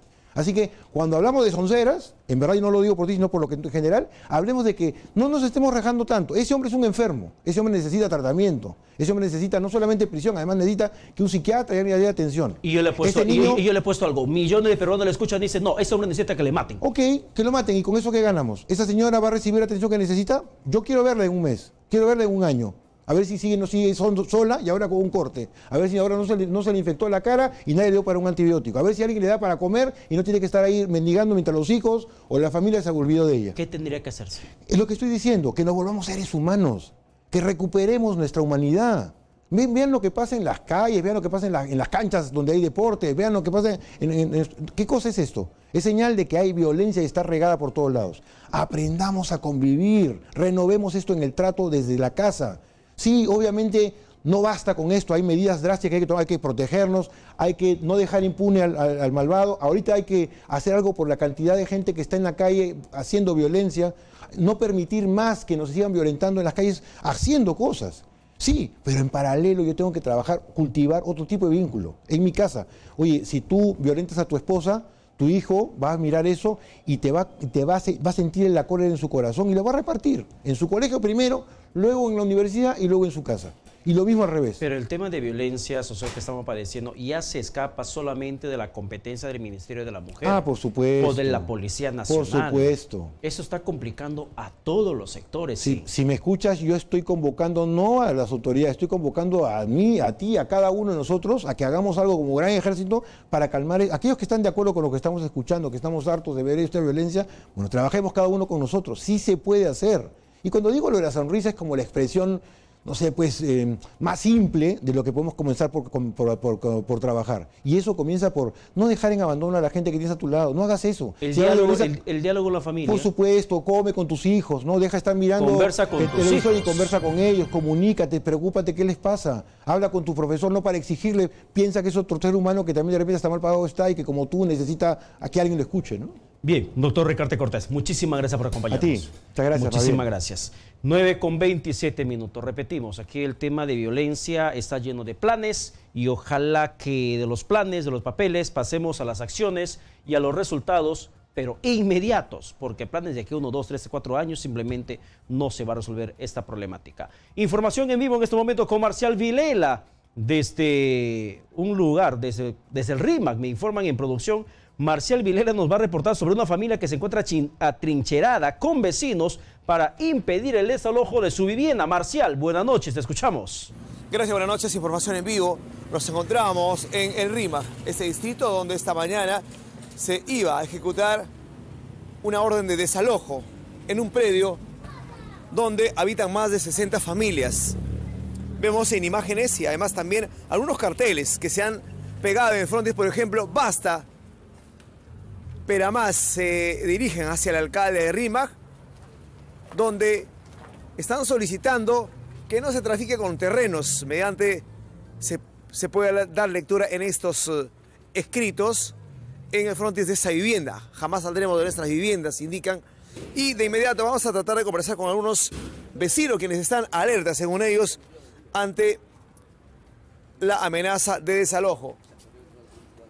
Esto se iba a ejecutar hoy por la mañana, pero se ha impedido ello. Buenas noches, señora. ¿Cómo está? Bienvenida, exitosa. Buenas noches. Ustedes están en alerta, nos indicaban, frente al desalojo que se iba a ejecutar hoy o quizás en las próximas horas. Sí, pues apoyando a la vecindad por un hecho justo, ¿no? Que la corrupción está prevaleciendo últimamente en nuestro distrito y ya estamos hartos, ¿no?, de vivir en esta incertidumbre. De la noche a la mañana vienen, nos acosan, nos asustan y sin un sentido común. ¿Cuántas familias saldrían afectadas de proceder con esta ejecución? 42 familias definitivamente con una exactitud. ¿Cuántos años habitando en este predio? Bueno, yo vivo desde los 4 años. Si puedes preguntar a cualquiera, radico acá 47 años. Muy bien, ¿su nombre, señora? Marlene Morales. Muchísimas gracias. Por aquí con otro vecino de esta zona. ¿Cómo está? Buenas noches. Buenas noches. Bueno, así como estamos informando sobre estas cosas, es algo inaudito, ¿no? ¿Cómo lo puedo explicar? A ver, en un sentido más claro para entender. Esta propiedad es antigua y ha habido siempre un solo dueño. Ustedes no van a permitir este desalojo. Exacto. como puede ocurrir, hay sitios de que esto es un terreno antiguo, como le repito, de otro señor que se retiró sin dejar ningún tipo de heredo. Inclusive el Estado ha expropiado parte del terreno de este señor. ¿Quién estaría tras de este desalojo? Ahorita es como se habla, pero la persona que está diciendo que está atrás del alcalde, todo metido en estas cosas. No sabemos porque la persona que está denunciando vive en un predio pequeño y no finalmente hoy han impedido este desalojo. Exacto, se ha impedido con la misma gente y todo. Está en alerta los sindicatos. Exacto. ¿Un llamado? ¿Hacia quién se dirige usted algún llamado quizás? No, que se investigue esto. Esto tiene que investigarse a fondo. Porque este terreno no pertenece y parte lo tiene el Estado de todo este terreno. Bien, otro vecino, buenas noches. Buenas noches.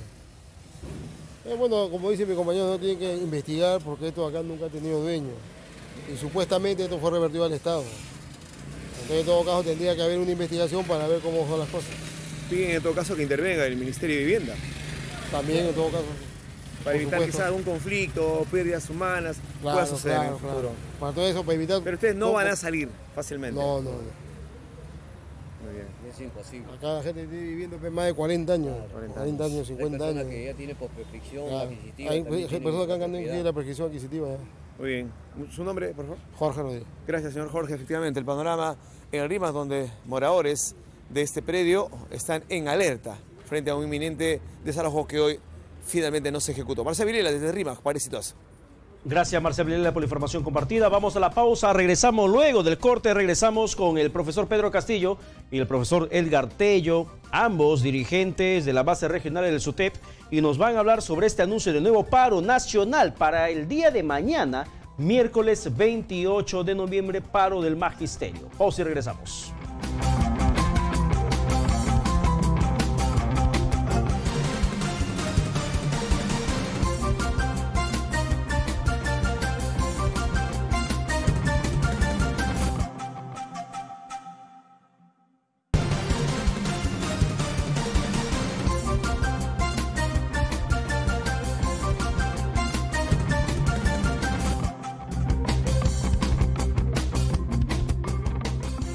Comunicamos, estamos en los estudios en estos momentos con el profesor Pedro Castillo y el profesor Edgar Tello, ambos de la base regional del SUTEP, el profesor Pedro Castillo, están anunciando aquí el tema de un paro para el día de mañana.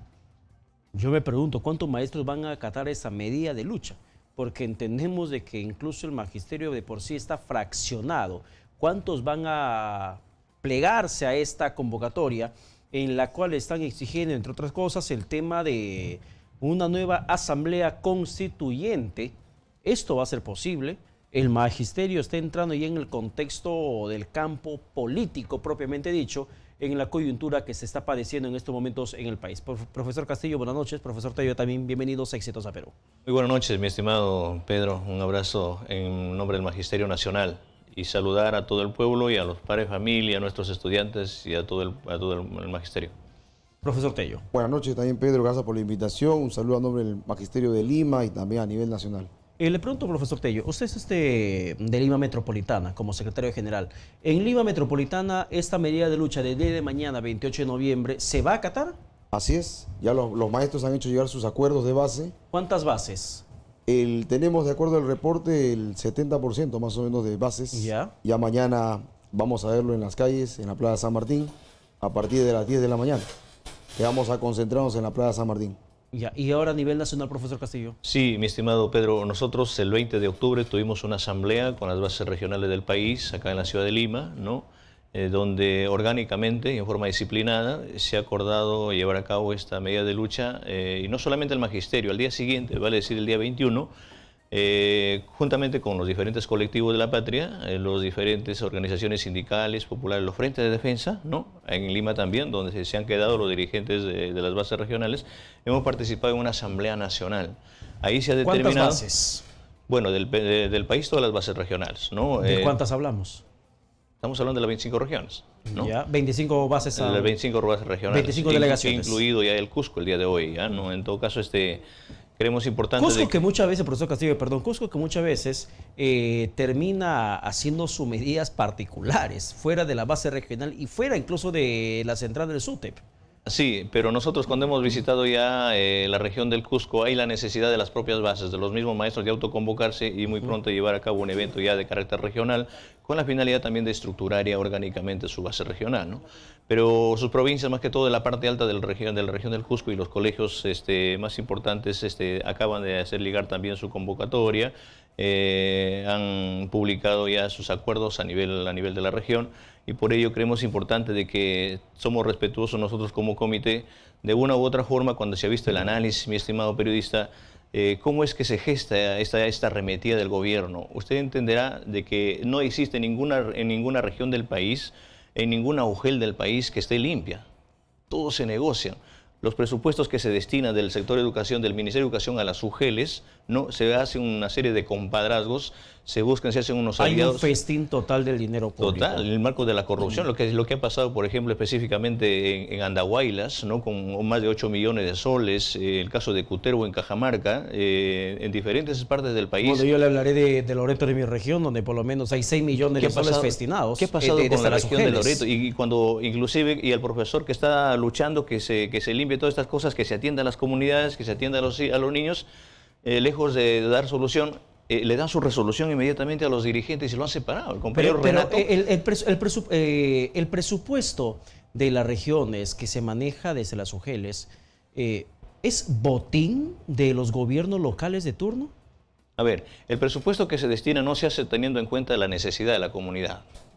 Aparentemente se dice, ¿sabe qué? Vamos a solucionar no solamente la situación para ver a los maestros. Envían montos para capacitar a los maestros, pero ¿qué es lo que sucede? En esa capacitación llegan solamente gente que ni siquiera pues, tienen la experiencia. Pero ¿quién se lleva la mayor parte del presupuesto? Arriba nomás en las UGELes con sus compadres. Claro, la cosa es que pareciera ser que se tiran la plata. Y es más, mi estimado periodista. Y millones. Y es más, ¿sabe qué es lo que pasa? Que ningún director de las UGELes hoy en día ha llegado por el concurso que se dice en marco de la meritocracia, sino políticamente es un cargo de confianza del gobierno regional, ¿no? A dedo. Y es más, estos directores de las UGELes que implementan toda esta arremetida, mienten al país y mienten al Ministerio de Educación diciendo que están en buenos momentos, en buenos trabajos por resultados, para recibir cupos, para recibir bonos, no para implementar y hostigar al maestro. Y lo peor es que revierten el dinero de la fin de año al tesoro público. Es decir, hacen un resumen y los gobiernos regionales, lejos de pagar su deuda a los maestros, de capacitar permanentemente a los maestros. ¿Y eso quién no permite, mi estimado periodista? ¿En dónde está todo ese piso legal? Ahora, en la ley de reforma magisterial. Y la ley de reforma magisterial, la reforma magisterial, ¿cuál es también su sostén legal? Es la Ley General de Educación. Y la Ley General de Educación, como lo estipula, que debe dar un presupuesto real al 6% del sector de educación, esos miles de millones que se gastan en la corrupción, que no sé cuánto, y hoy nos quieren hacer creer la situación del referéndum, ¿no? Y eso está enmarcado pues, en esta Constitución que nos han hecho, que se ha gestado allá, cuando los profesores, el pueblo hemos estado adormecidos. Por eso es que el magisterio, juntamente con los diferentes colectivos, el 21 de octubre, estamos viendo que mañana, juntamente con el pueblo, con los padres de familia y nuestro agradecimiento a los padres de familia, a los diferentes colectivos del país, que se están sumando también, los jóvenes universitarios de la patria, con la finalidad de decir, basta estas cosas. Nosotros siempre que le hemos escuchado a usted quejarse en los medios de comunicación, decir, ¿qué está pasando con esto? ¿Por qué? ¿Dónde está la raíz de estas cosas? Tenemos que salir, mi estimado. Y la educación es una base primordial para hacer una mejor sociedad, sin duda. El referéndum que nos miente el señor Martín Vizcarra, que está haciendo una campaña masiva para piensa que los maestros somos ingenuos, los estudiantes somos ingenuos, nos quiere hacer creer que reeligiendo o no reeligiendo a un congresista se va a mejorar la patria. Nos hubiese gustado, eso está bastante... mi estimado periodista, que el referéndum hubiese estado orientado a la educación de la patria. Pero lamentablemente eso no está enfocado en estos momentos. Sin embargo, profesor Tello, motivo de la lucha del día de mañana, 28 de noviembre, 24 horas de paralización en estos instantes, además de la Asamblea Constituyente que se está demandando, ¿qué otra cosa más están exigiendo? Bueno, lo que estamos exigiendo es el cese a la persecución política con muerte civil, laboral, pedagógica y económica, con procesos administrativos, con sanciones, con despidos. Me habla de los maestros. Por haber ejercido el derecho de huelga de los maestros. Yo creí que iba a decir persecución política al fujimorismo. No. De los maestros, porque por ejercer el derecho de huelga están que los persiguen con procesos, no dándoles muerte civil. Los maestros contratados, por ejemplo, por haber ejercido, lo han sancionado, le han rescindido un contrato y una de las víctimas la profesora Sonny Meléndez, ¿no? En Loreto también tenemos otro compañero, Renato Achata, en Ayacucho. El Callao, ¿no? En el Callao también tenemos otra compañera. Entonces, creo han cortado cabezas, han despedido por el tema de la huelga. Así es. Entonces, y se ve claramente que ya este gobierno solamente tiene título democrático y ya está aplicando políticas dictatoriales. Porque miren, con un oficio se pretende desconocer un derecho constitucional, la reasignación de los maestros, prohibiéndole el solo hecho de tener una instauración de proceso. Es decir, antes de que lo investiguen, ya lo condenaron con esto para que no pueda. Entonces es una vulneración al derecho de presunción de inocencia, ¿no?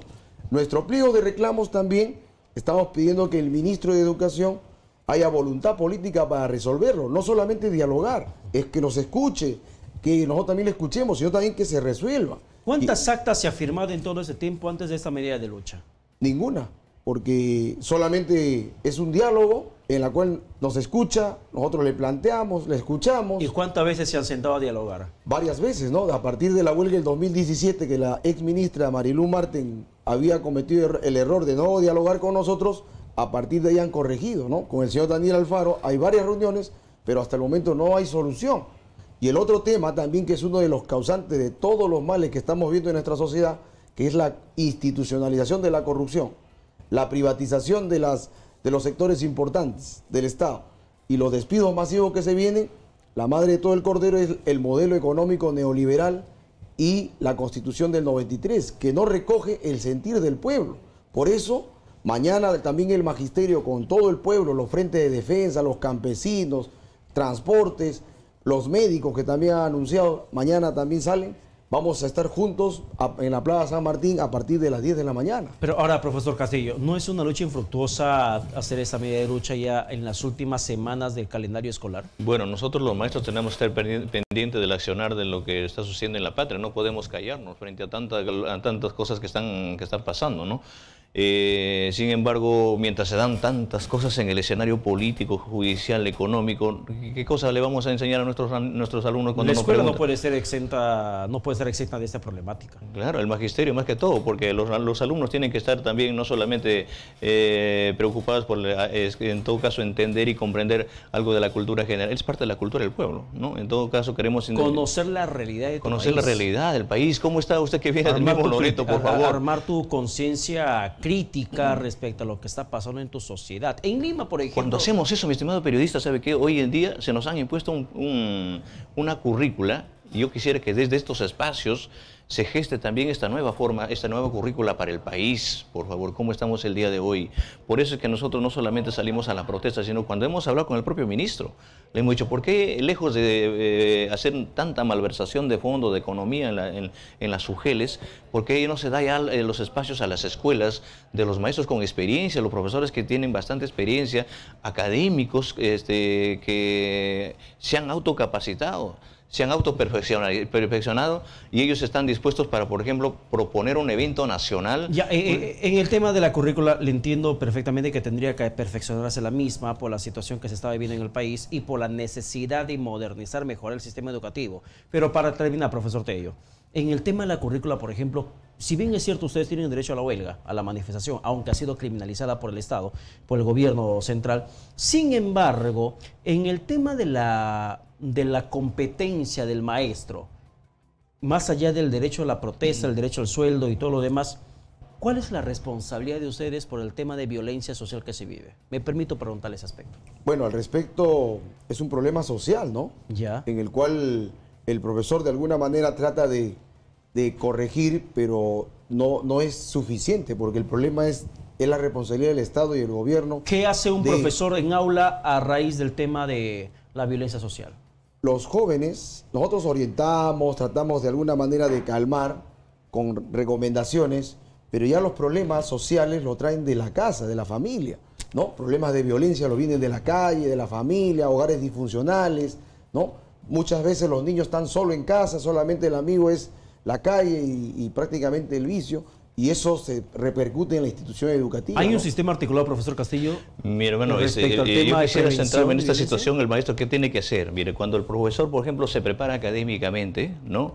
Y lleva de acuerdo a una estructura ya curricular, todo, y los alumnos le esperan allá y habla de todo, ¿Qué es lo que pasa? El profesor hace todo lo posible, pero cuando se llega la hora, se cierra la escuela, el alumno regresa con su cuaderno, regresa con su libro, donde llega a su casa, y en su casa todo lo que el maestro se ha sacado, como se dice, la chochoca para enseñar, en menos de 5 minutos ha botado el tacho de basura. ¿Sabe usted por qué?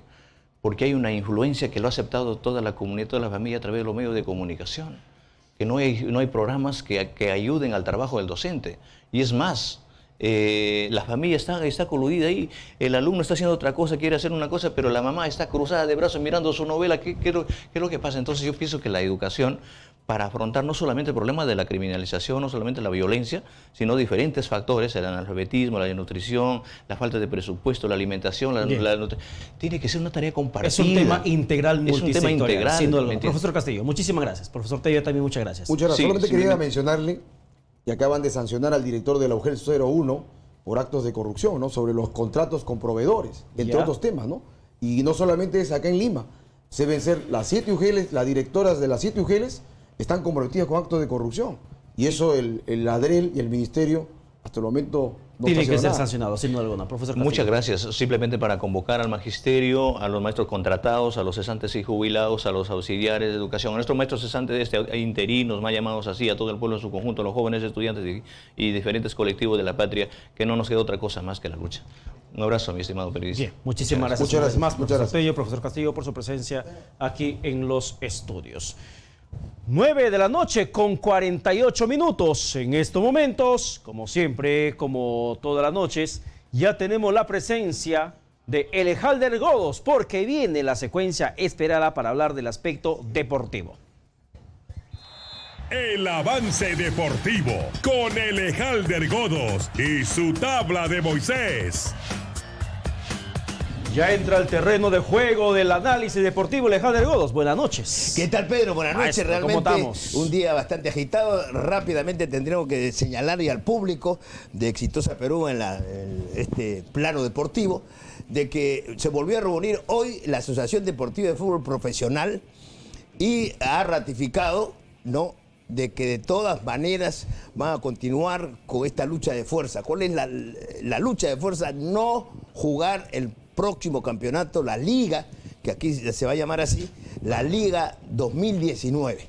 Se han puesto fuertes porque evidentemente la Federación Peruana de Fútbol sigue ninguneando a la Asociación Deportiva de Fútbol Profesional. Es más, está tratando en la estrategia la Federación de voltearle, digamos, entre comillas, la mano a los presidentes de la asociación, invitándolos, ¿no?, a una serie, los invita para aquí, los invita para allá, lisonjas, etcétera, etcétera. Pero en la cosa práctica, Pedro, la federación no le está pagando lo que le deben a los clubes por el tema de las eliminatorias y por el tema también de su participación en el Mundial. Perú recibió del Mundial $8 millones y por lo tanto no solamente es de eso, sino de otros rubros. El campeonato peruano está de cabeza porque la federación lo maneja mal. Resulta que ya terminó el campeonato. Faltan los partidos Alianza-Melgar, Melgar-Alianza y después quién va a disputar el título frente a Sporting Cristal. Pero hay reclamos de equipos o pueden haber sanciones de la Comisión de Licencia que pueden hacer que aquellos equipos que ya han clasificado, por ejemplo, y no digo nombres, a la Copa Sudamericana, puedan, digamos, perder esa posibilidad o concretamente haber llegado y clasificado a ese evento, sean sacados e ingresen otros. ¿Por qué? Porque la Comisión de Licencias ha esperado que termine el torneo para, después del torneo, sancionar. Eso nunca se ha visto. Universitario va a apelar el tema del punto que le ha inquietado. La U ha apelado. Yo no quiero adelantar el nombre de equipo porque no quiero, pero la cosa es que lo único que me han dicho que en estos días van a haber sorpresas. Así que X equipo que diga ya estoy en la Sudamericana, de repente puede salir. Ahora, nos vamos inmediatamente de lo último, Pedro, al tema de Boca Juniors. Lo último es que Boca, ante la Comisión de Disciplina en Conmebol, ha presentado hace 2-3 horas una nueva carta, ¿no?, donde se indica de actos violentos, otros actos, violentos a River Plate. Entonces River Plate tiene, ya habrá contestado, pero el tema es que hora peruana, a las 8 o 9 de la noche, se iba a tener conocimiento del fallo final de la Confederación. Y por lo tanto ya no se sabrá ni martes, ni miércoles, ni jueves, porque es un tema latente mundial. Lo cierto es que hoy se reunieron temprano el presidente de la Confederación, el paraguayo Domínguez, el presidente de Boca Juniors y el presidente de River Plate en Asunción del Paraguay. ¿Y cuál fue la posición de Boca? No juego. La posición de River es que se juegue el partido en el Estadio Monumental y con público. ¿Y qué tendría que hacerse en realidad? Ahora, dentro de esta reunión que ha hecho el directorio en Conmebol en Paraguay, hay una comisión disciplinaria que es autónoma, que es la que va a decidir. Lo que pasa es que ya la situación se ha judicializado y obviamente Boca ha empapelado a River. Pero ahora, al ser el hecho de violencia contra el bus de Boca Juniors fuera del estadio, ¿tendría que quitársele o dársele los puntos a Boca? Pero, Pedro, antes de contestar, hay imágenes que incluso llegando, hay otras imágenes donde se escuchan balas ya dentro donde se ubicó el bus antes de que bajaran los jugadores de Boca Juniors rumbo a sus camarines. O sea, ya el tema, como digo, se ha judicializado, entre comillas, se está investigando y diera la impresión que incluso el partido se declararía desierto y no se jugaría. Vergonzosa situación mundial para... Pero hay muchos millones de dólares en juego, Pedro. Esa es la situación. Si nadie lo dice. De aquel que yo, como he puesto en mi Twitter, aquel de que vende el choripán hasta la FIFA, la cantidad de millones en juego, que los derechos de televisión, etc. Entonces, hoy se ha dicho que cabe la posibilidad que se juegue en Doha, en Dakar. ¿Por qué? Porque hay una relación comercial entre Boca y la gente de Qatar. Hay una relación comercial y por ahí van a tratar de convencer. Quieren llevar a la final a Asia. A Doha, a Qatar, jugar el partido. Eso es lo último que se ha hecho, con obviamente todas las facilidades, pero con público que puede ir. Y es difícil en todo caso. El Mineirao de Brasil también puede ser una sede, dicen. No, han sacado, bueno, ustedes saben, los brasileños están y los argentinos se matan, entre comillas. Lo último es esto. Entonces, cabe la posibilidad. Está Chile, está Colombia, está Italia. Hay muchos que se han ofrecido. ¿Pero por qué se han ofrecido? Porque esto es una perita en dulce, es algo muy... como te repito, Pedro, los millones y millones de dólares que se van a perder, derechos de televisión, etcétera, etcétera, etcétera. Pero me da la impresión que el partido no se juega. Me da la impresión que el partido... Pero la Conmebol ha establecido que entre el 8 y el 9 de diciembre se va a jugar. Hoy día, en la reunión, lo primero que dijo la Confederación, porque la Confederación, o sea, la Conmebol, está en la obligación de organizar, es la que organiza, y por lo tanto esa parte deportiva la mantiene. Y hoy dijo entre 8 y 9, ¿no? Pero el día 8 hay actividad religiosa en Paraguay, porque había la posibilidad que se juegue en Asunción del Paraguay. Hay 2 estadios, pero ya han salido autoridades paraguayas, han dicho el día 9 no hay seguridad. Nosotros no estamos en capacidad de darle garantías y seguridad a este partido. O sea, difícilmente no sea también en Paraguay. Pero te pregunto, Alejandro Godos, ¿qué tendría que hacerse desde la Conmebol en tener el nivel de violencia brutal que se vivió, un atentado terrible? Claro. ¿Tendría que declararse desierta la Copa Libertadores de este año? Ahí viene, te reitero, la comisión disciplinaria de la Conmebol, que es autónoma. Porque mañana la comisión disciplinaria, o pasado, puede decir, correcto, sancionamos a River Plate,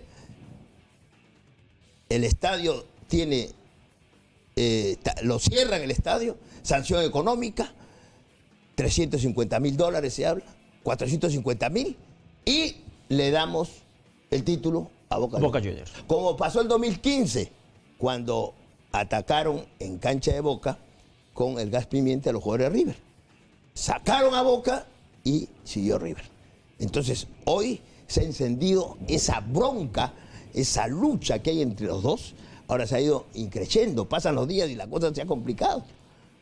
La defensa de River podría ser, por ejemplo, me quiero poner en el plano del dirigencial de River, que los hechos no se han producido dentro de la cancha, sino fuera del estadio. No, pero sí se ha producido, como te repito, en inmediaciones, y entrando el bus también fue atacado y después se han escuchado balazos. Es decir, Boca está presentando pruebas tras pruebas, cosa que uno no, por lo menos yo no conocía, ¿no?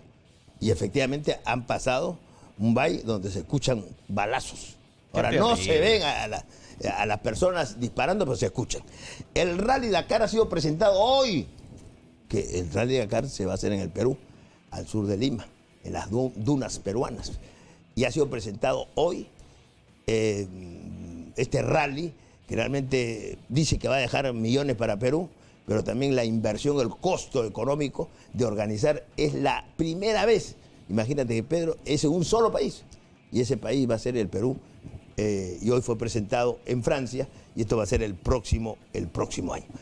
¿Qué más? En cuanto a Alianza Lima, se prepara para el partido el primer partido en todo caso, frente a Melgar. Partido de ida, el equipo de Alianza Lima, el partido de ida juega Alianza Melgar y después va a ser en Arequipa el Melgar Alianza Lima.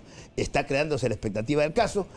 Ambos equipos llegan 10 puntos, en todo caso sin jugadores lesionados, todos llegan muy bien, y va a ser el día domingo a las 4 de la tarde el Alianza Melgar, un partido pero muy atractivo. Y el día jueves en Arequipa, estadio lleno, calculo 40.000 espectadores, el Melgar Alianza a las 8 de la noche. Universitario de Deportes, hoy hubo reunión, Córdoba se reunió con Moreno, que es el administrador, y han asegurado a los principales elementos de Universitario de Deportes para la campaña 2019. El caso de Corso, el caso de Vázquez, el arquero Suxú, en fin, Romero, una serie de jugadores, digamos, importantes. Schuller también está, pero están en duda en cuanto a Figuera, ¿no?, y Quintero, que son los jugadores más caros que tiene Universitario y que difícilmente puedan mantenerse en el club crema. El Mudo Rodríguez justifica. El Mudo Rodríguez, todo es verbal, Pedro. Es decir,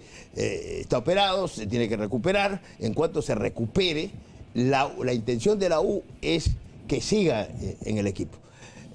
Ya operado, mejorado, es decir, puesto a punto, puede ser un jugador. ¿Tiene para una temporada más? Sí, en el medio peruano creo que sí, ¿no? Pero va a depender de él, ¿no? Porque yo me acuerdo, Héctor Chumpitaz, estando en la selección, también se rompió el tendón de Aquiles, el gran capitán de América, forzó su vuelta y se volvió a lesionar y no pudo ir justamente a España 82. De tal manera de que en el caso de Rodríguez esperemos esa recuperación, pero ya Universitario le ha dicho que desea contar con sus servicios para el torneo de 2019. Alejandro Godos, muchísimas gracias. Gracias, Pedro, como siempre, en este bloque deportivo en Exitosa Perú y con la tabla de Moisés. Hasta mañana. 9 de la noche con 59 minutos, así del bloque deportivo con Alejandro Godos. Ya viene además EDM para que pueda toda la población disfrutar del análisis deportivo de todo lo que viene aconteciendo. El caso Boca River, la Champions League, la Liga de Campeones que se disputó el día de hoy y todo lo demás del fútbol peruano. Conmigo será hasta mañana al mediodía con La Verdad en Exitosa. Con su permiso, que Dios los bendiga.